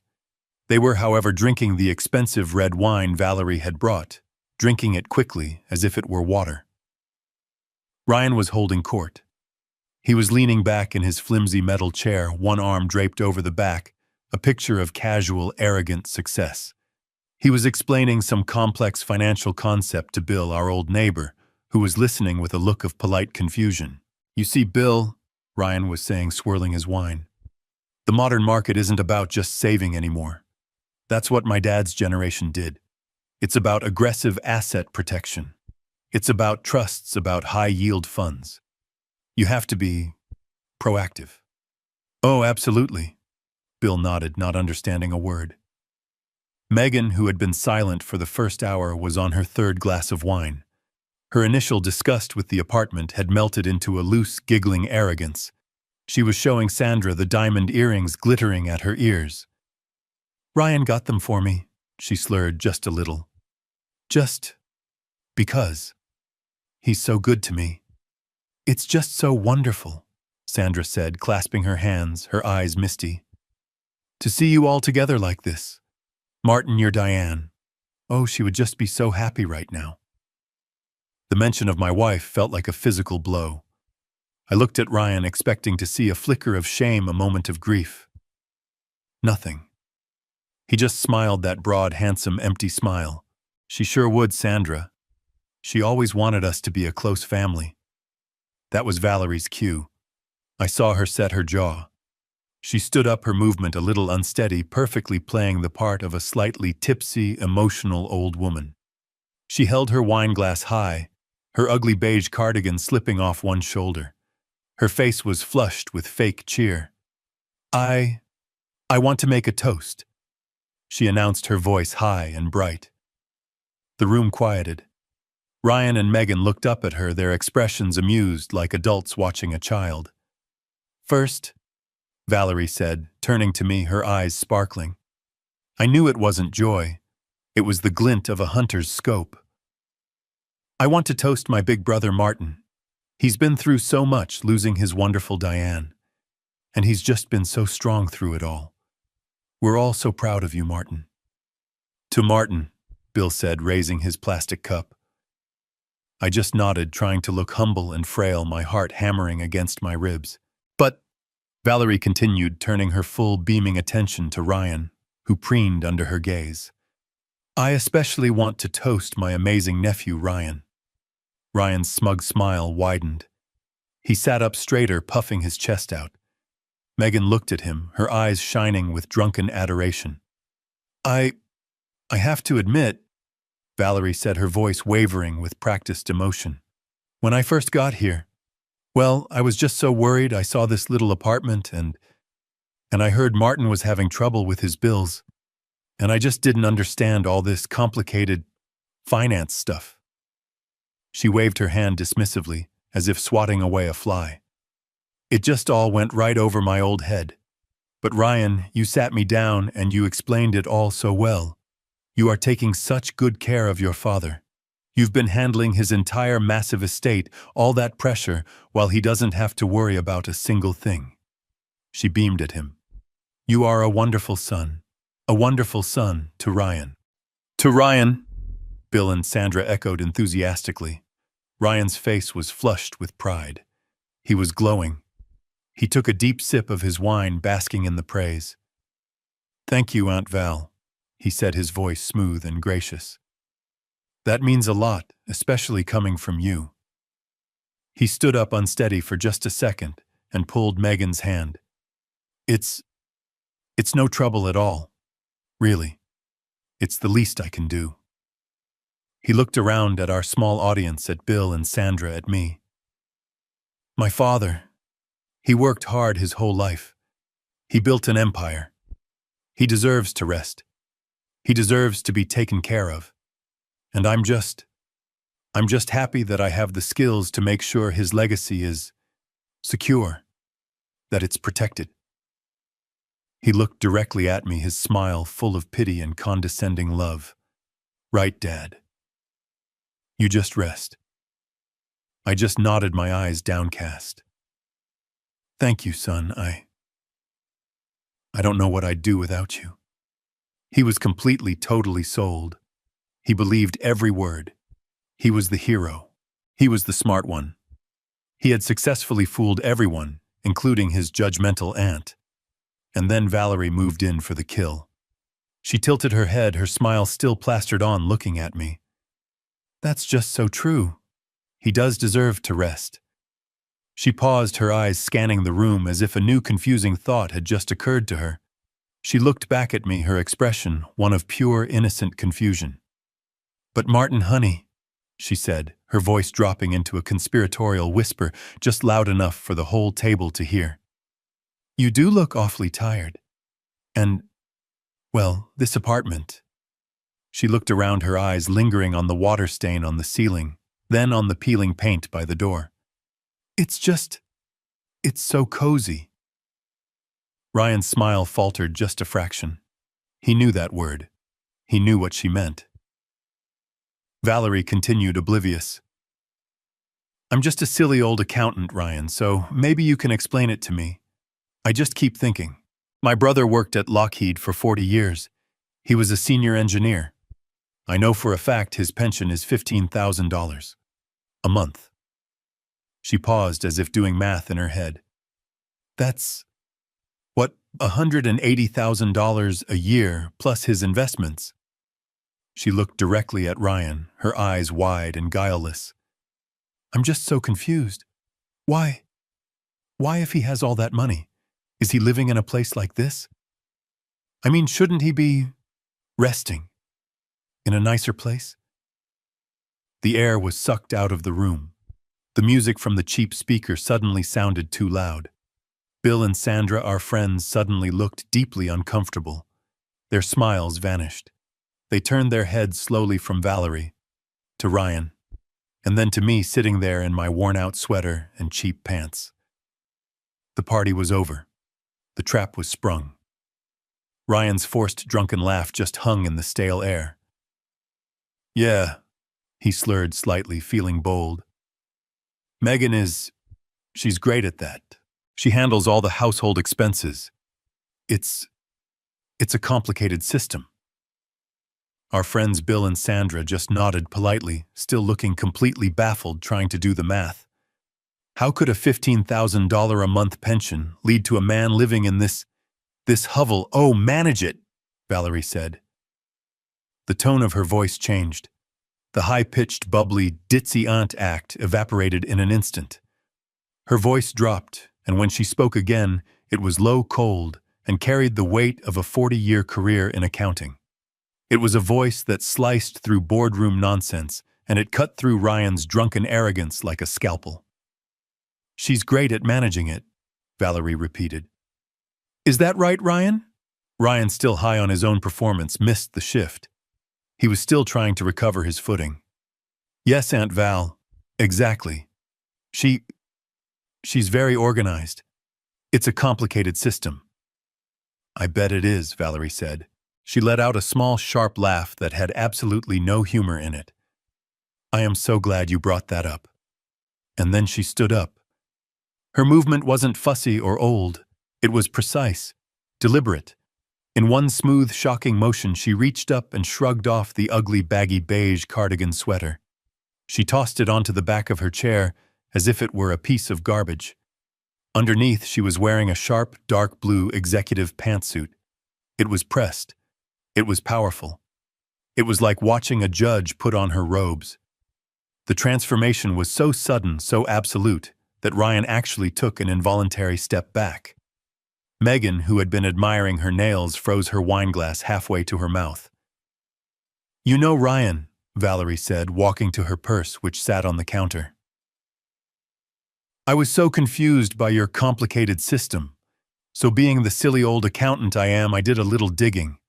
I've been looking at your father's household fund all week, and the numbers, they don't add up." Ryan's smug smile faltered. "Now, Aunt Val, I don't think—" "Be quiet," she snapped. It wasn't a request. It was a command. She unzipped her bag and pulled out a thick stack of papers, the ones from Ms. Shaw's office.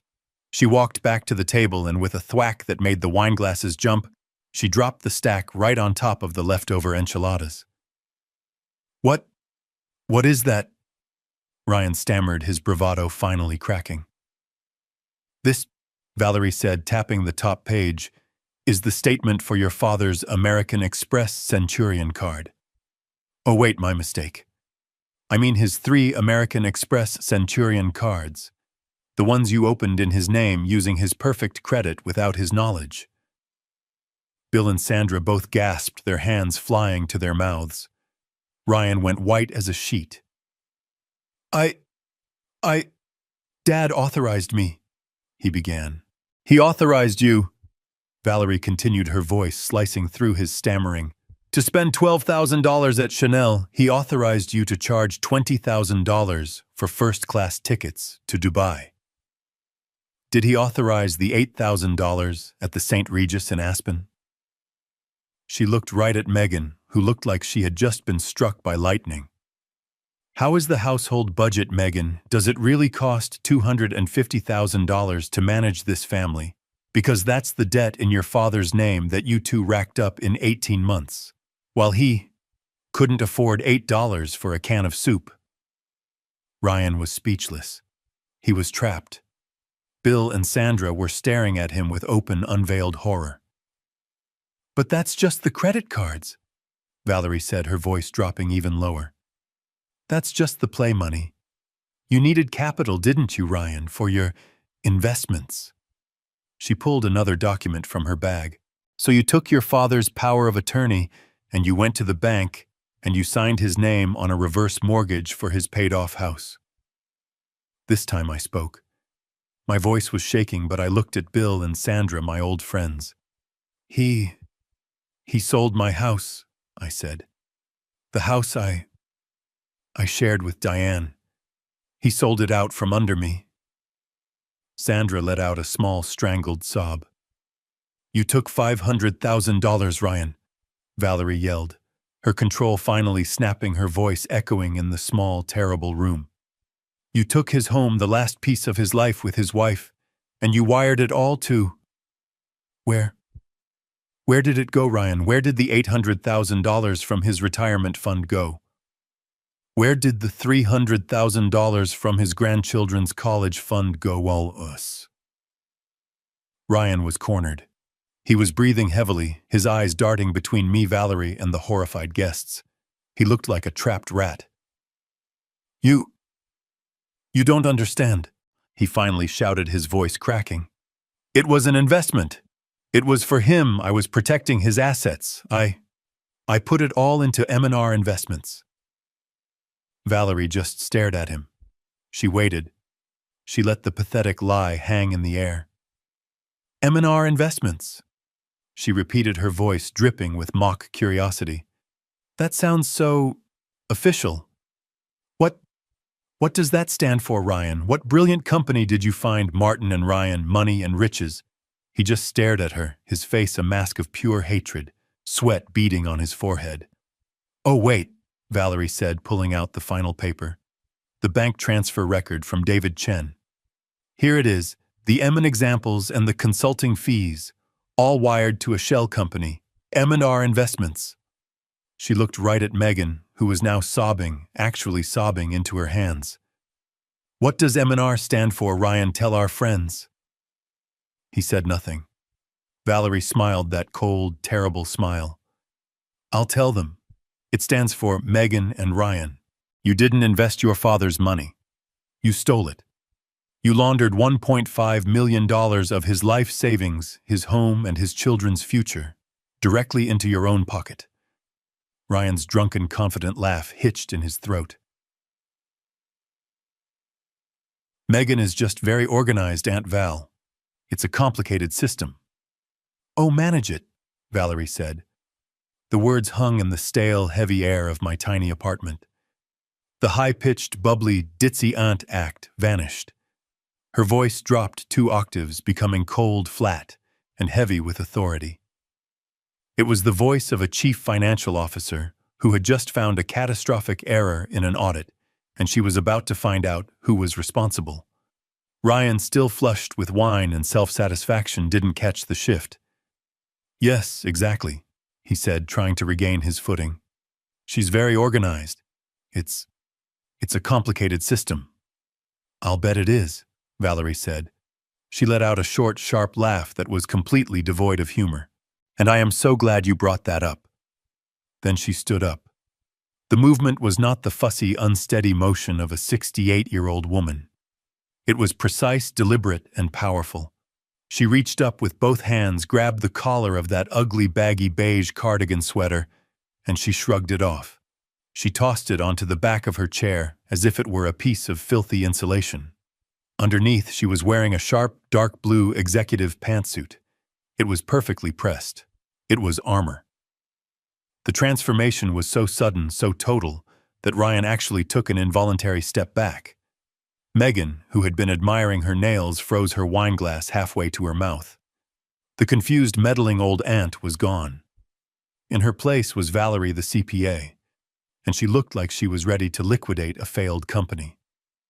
Aunt Val, what are you doing? Ryan stammered. What am I doing? Valerie's voice was like ice. I'm auditing you, Ryan. I've been looking at your father's household fund all week, and the numbers, they don't add up. She walked to the worn-out counter where her large leather purse sat. She unzipped it, a sharp, aggressive sound, and pulled out a thick stack of papers. She walked back to the table, and with a heavy thwack that made the plastic cups jump, she dropped the stack right on top of the leftover enchiladas. This, she said, tapping the top page, is the statement for your father's American Express Centurion card. Oh, wait, my mistake. She fanned the pages, a blur of black and white. I mean his 3 American Express Centurion cards. The black cards. Our friends Bill and Sandra both gasped. Ryan's face went white as a sheet. Dad authorized me, he stammered, looking at me. Valerie ignored him completely. Her eyes, cold and merciless, locked onto Megan. My daughter-in-law was now trembling, her face pale under her expensive makeup. You're great at managing things, aren't you, Megan? Valerie asked, her voice dangerously quiet. So tell me, is it good management to spend $12,000 at Chanel in one afternoon using his name? Is it good management to charge $20,000 for 2 first-class tickets to Dubai? Megan looked like she was going to be sick. I don't. How about the $8,000 at the St. Regis in Aspen? Was that a household expense? Valerie leaned closer, her voice dropping to a whisper that seemed to echo in the sudden, terrible silence. Tell me, Megan, how does it feel to rack up $250,000 in debt on his credit, while he is sitting in this rat hole unable to afford $8 for a can of soup? Megan looked like she'd been physically struck. She turned to Ryan, her eyes wide with panic. Ryan. Then she looked back at Valerie. How did you know? She whispered. It was the only confession Valerie needed. That's just the credit cards, Valerie said, dismissing Megan as if she were a bug. Her entire focus now shifted to Ryan. That's just the play money. But you needed capital, didn't you, Ryan, for your investments? She pulled another thick document from her purse. So you took that power of attorney, a document your father signed in grief, and you walked it into a bank. And you signed his name on a reverse mortgage for his fully paid-off home. This time I was the one who spoke. My voice was a hoarse whisper, but I made sure our friends Bill and Sandra heard me. He sold my house. The house I shared with Diane for 45 years. He sold it. Sandra let out a small strangled cry and covered her mouth. $500,000, Valerie spat, hitting each word like a hammer. You took his home, the last piece of his life with his wife, and you wired it all away. No, Ryan finally exploded. He lunged forward, pointing a shaking finger at Valerie. You're lying. You're twisting everything, Dad. He whirled on me, his face purple with rage and panic. Dad, tell her you authorized it. Tell her you wanted me to invest. Tell her you knew, Dad. Say something. All eyes were on me. Ryan was staring at me, his eyes begging, threatening. I just looked at him. I looked at my son, the boy I had taught to ride a bike, the man who was now screaming at me to validate his theft. I felt the last bit of my fear burn away, replaced by a cold, hard calm. Invest, Ryan, I asked, my voice surprisingly steady. Invest in what? Valerie smiled. That cold, terrible smile. He's right, Ryan, she said, pulling out her phone. We're all dying to know. Where did the $800,000 from the IRA go? Where did the $500,000 from the house go? Where did the $300,000 from the grandkids' college fund go? She unlocked her phone and held it up. Oh, wait, I know. They all went to the same place, didn't they? M&R Investments. Ryan froze. His blood drained from his face. That's the company, isn't it? The one you created 2 months after Diane died. I looked up the incorporation papers. Valerie's voice was filled with triumphant contempt. I'm a CPA, you stupid, arrogant little fool. You really thought I wouldn't run a check on the LLC. You really thought I wouldn't notice that M&R just happens to stand for Megan and Ryan. She hit the play button on her phone. And in the dead silent, stinking apartment, Ryan's own panicked voice filled the air from the call she'd recorded. Aunt Val, you don't understand. That's private financial information. I'm managing it. He's fine. You're done, Ryan, Valerie said, turning off the recording. You're done. The sound of Ryan's voice, captured on the recording, faded into the horrified silence of the apartment. Bill and Sandra looked like they had seen a ghost, their faces pale. Ryan was panting, his face a mask of purple, drunken rage and sheer panic. Megan was making small whimpering sounds, her hands clasped over her mouth. Valerie, completely calm, turned back to her large leather purse. She didn't rush. She deliberately zipped it open, reached inside, and pulled out a second file. This one was thinner, just 2 pages held together by a paperclip. She slid it across the greasy tamale trays, past the spilled wine that looked like a bloodstain on the white tablecloth. She stopped it right in front of me. Then she took a heavy, expensive-looking pen from her suit pocket and placed it directly on top of the papers. Martin, she said, her voice now quiet, almost gentle, cutting through the thick tension. This is the last step. This is the revocation of power of attorney. She looked me straight in the eye, her gaze steady and strong. This document, the moment you sign it, immediately cancels the POA you signed in your grief. It strips Ryan of all legal authority over you, your money, your home, and your life. It gives you back control, right now. I looked at the paper. I saw the bold letters. I saw the line at the bottom waiting for my name. This was it. This was the moment I took my life back. The shaking in my hands, the fear, the confusion, it all vanished. I felt a cold, clear stillness settle over me, the stillness of absolute certainty. I picked up the heavy pen. It felt solid in my hand, solid and real. "No!" Ryan screamed. It wasn't a word. It was a roar of pure animal terror. He saw his entire empire, my empire, vanishing in front of his eyes. He lunged. He didn't lunge at Valerie. He lunged at me, at the paper. His hand shot across the table, knocking over a bottle of wine. He was trying to snatch the document before I could sign it, his face contorted. "You can't!" and he shrieked, his fingers clawing for the paper. "He's not competent. He gave it to me. It's mine." Valerie moved so fast it shocked me. She didn't flinch. She grabbed Ryan's wrist mid-air in a vice grip, her knuckles white. "You don't touch him!" she hissed. Ryan tried to yank his arm free, but she held firm. "Get off me, you old hag!" "Sit down, Ryan," she commanded, pushing him back with a force I didn't know she possessed. He stumbled, catching his balance on the back of his chair. While he was off balance, I pressed the pen to the paper, and with a steady, clear hand, I signed my name. Martin. A signature I hadn't written with any real authority in 2 long years. It was done. Ryan saw it.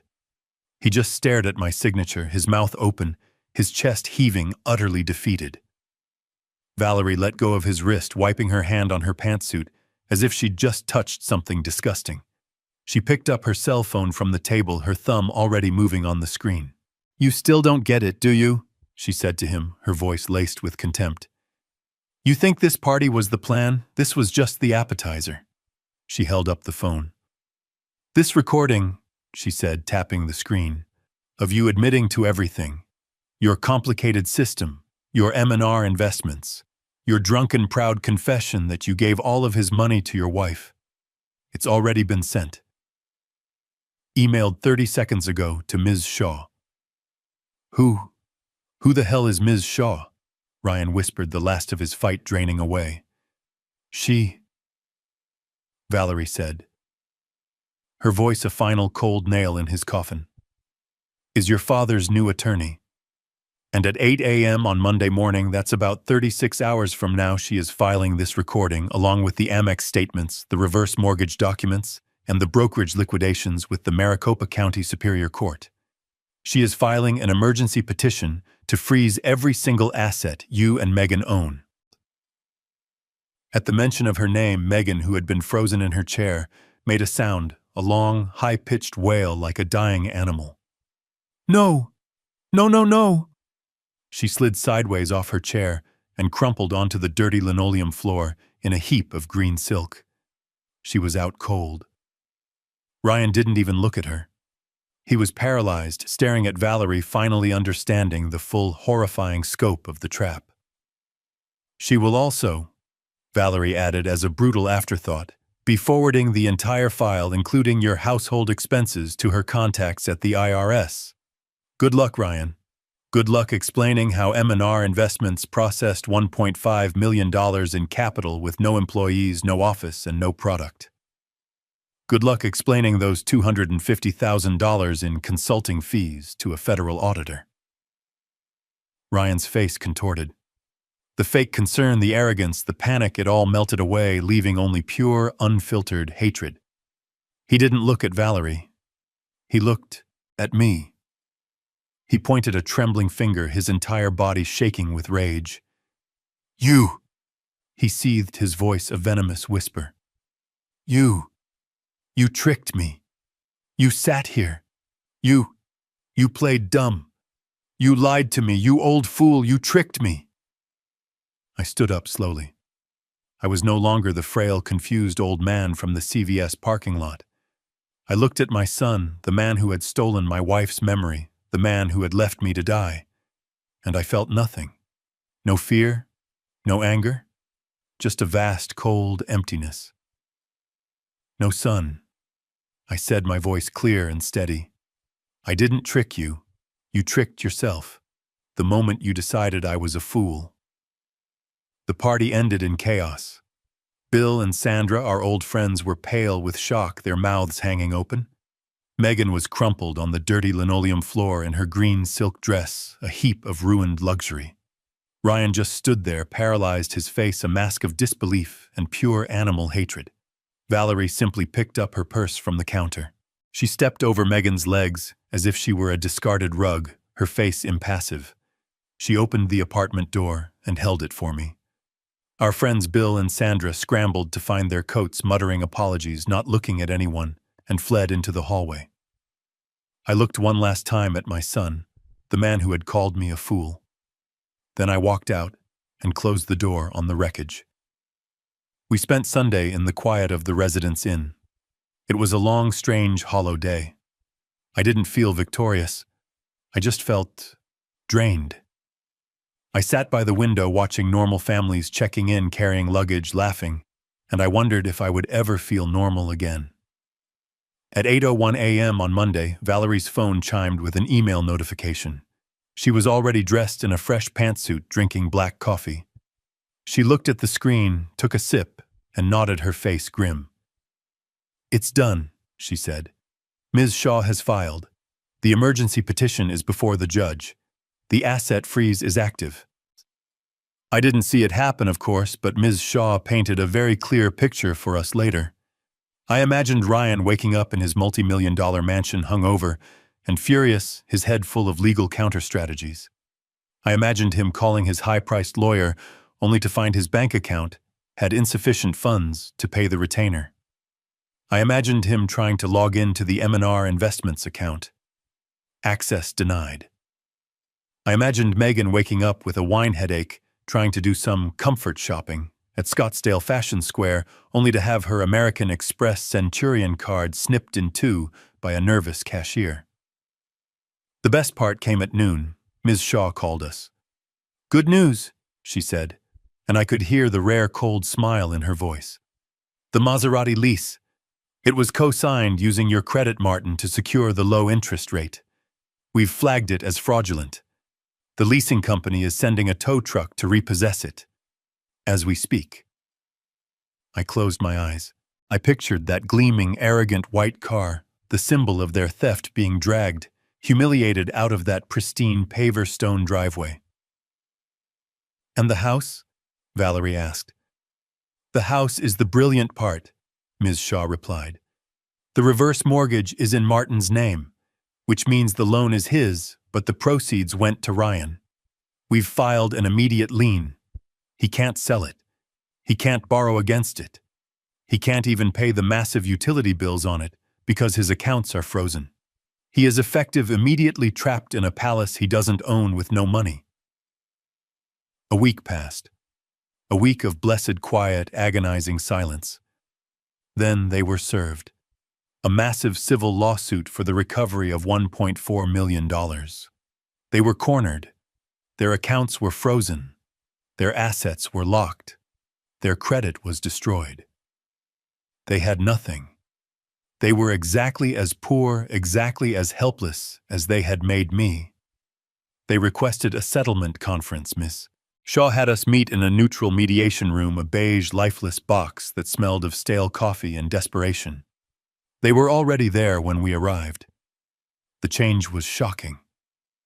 Ryan was unshaven, his expensive suit wrinkled, his eyes darting around like a trapped animal.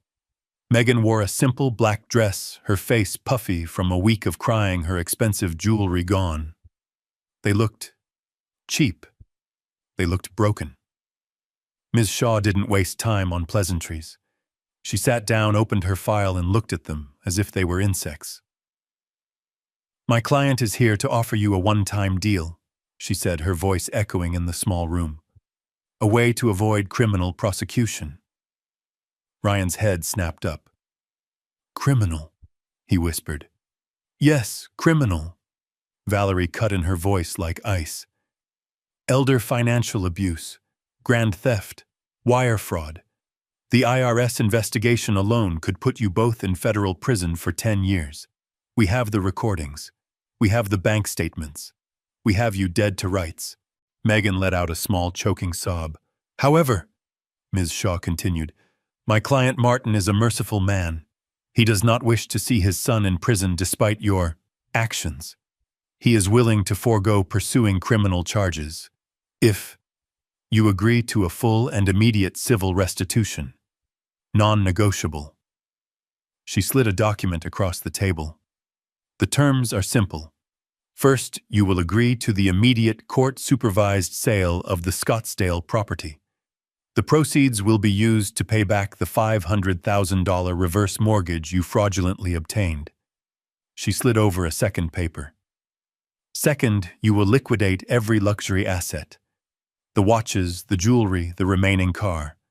The funds will be used to pay off the $250,000 American Express debt.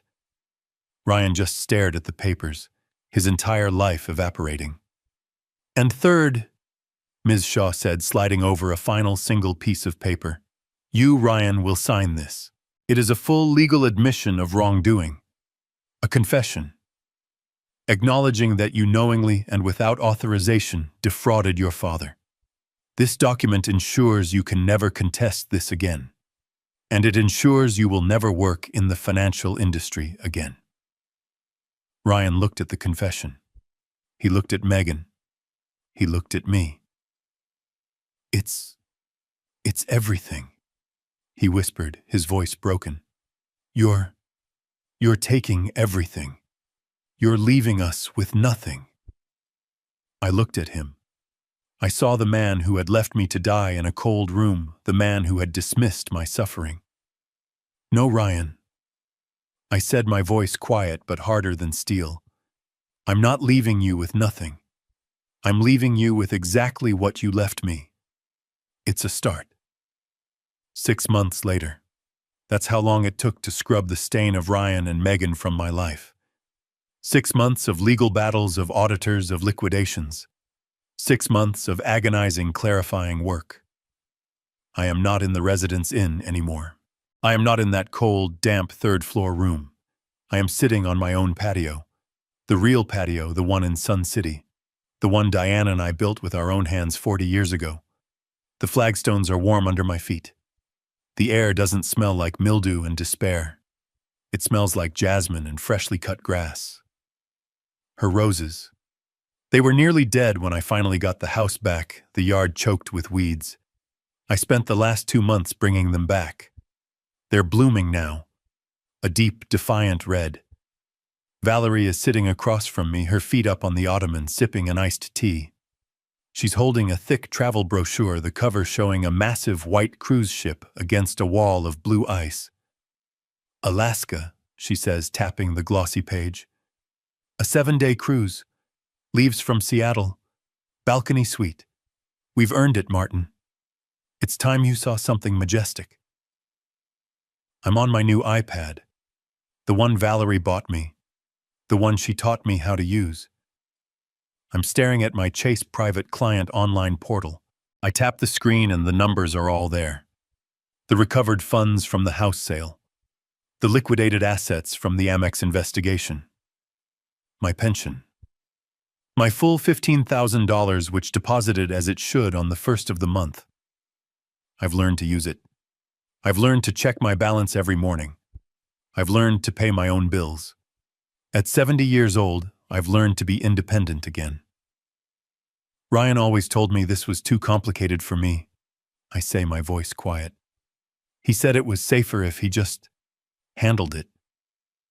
It wasn't complicated for you, Martin, Valerie says, not looking up from her brochure. It was complicated for him, if you knew how to use it. Now stop staring at your money and look at this. They have whale watching.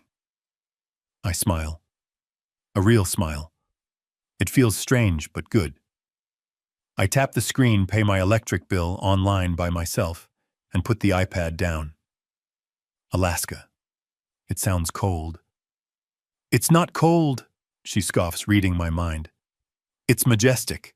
Besides, you can afford a good coat now. I did wonder in the quiet moments what happened to them. Miss Shaw's office, as part of the settlement, sends me updates. Megan, it turned out, couldn't handle the fall. She couldn't handle accountability. The moment the money was gone, the second the Maserati was towed from the driveway, and the black cards were cut in half by a federal marshal, her love for Ryan evaporated. She divorced him. Less than 2 months after the settlement, she filed on the grounds of irreconcilable differences. I heard from Sandra that she fled back to Ohio to live with her mother, telling everyone she was the victim. That Ryan had tricked her, that he had destroyed her life. She never took responsibility for a single Chanel bag. And Ryan, my son, he lost everything. The house, the wife, the career. The SEC, alerted by Ms. Shaw, and the IRS investigation permanently barred him from the financial industry for life. He was bankrupted by the settlement. I saw him. Just once. I was driving my new car, a sensible, safe Subaru Outback. I stopped at a Home Depot over on Thunderbird Road to buy mulch for Diane's garden. And there he was. He was wearing that bright, obnoxiously orange apron. He was a cashier. Ryan. My brilliant, arrogant financial whiz son with his advanced degree and his smug pronouncements. He was scanning barcodes and asking, "Will that be cash or credit?" Our eyes met for just a fraction of a second across the checkout aisle. I saw it all. The hatred, the humiliation, the rage. He looked away first. I just paid for my mulch and walked out. Valerie told me where he's living now. The irony is almost poetic. He's in that same third-floor apartment complex on Bell Road. The one I left. He's living in my old cold room. The one with the broken window and the smell of dampness. He's living on his new budget. It's a perfect reversal. I'm back on my patio. The sun is setting, painting the sky in shades of orange and purple. Valerie has gone inside to make dinner. I walk through my house. My house. It's clean. I had it repainted. I walk down the hall and stop. I stop in front of the large framed photo of Diane, the one from our 40th anniversary. She's smiling, her eyes so bright, so full of life. I reach out, my fingers touching the cool glass. "Oh, Diane," I whisper, my voice thick. "What a mess. What a terrible, awful mess. I lost him, sweetheart," I say to her. "I don't know if that boy I raised, if he was ever really there, or if I just spoiled him into this monster. He's gone. And I have to live with that. I have to live with the fact that I raised a man who could steal your memory, who could leave his own father to die, all for a white car and a fancy watch." I lean my head against the wall, the tears finally coming. Not hot, angry tears, just sad, quiet ones. But I found me again. The man I was before I let grief make me weak. The man you married. And I learned something, Diane. I learned the hardest lesson of all. I look at her smiling face. I learned that sometimes the greatest act of love isn't just giving. Sometimes the greatest love is letting them face the consequences, letting them fall, letting them feel the pain they caused. I wipe my eyes. I take a deep breath. I have my house back. I have my life back. And I'm finally, for the first time in 2 long, dark years, I am finally able to rest. I hope, wherever you are, I hope you're proud of me, sweetheart. I finally did the right thing. The biggest lesson is that blind trust, even in immediate family, can lead to devastation. Grief like Martin's makes us vulnerable, and a power of attorney, POA, is a dangerous weapon in the hands of the greedy like Ryan. The story warns us to never ignore red flags like declined cards or financial lies.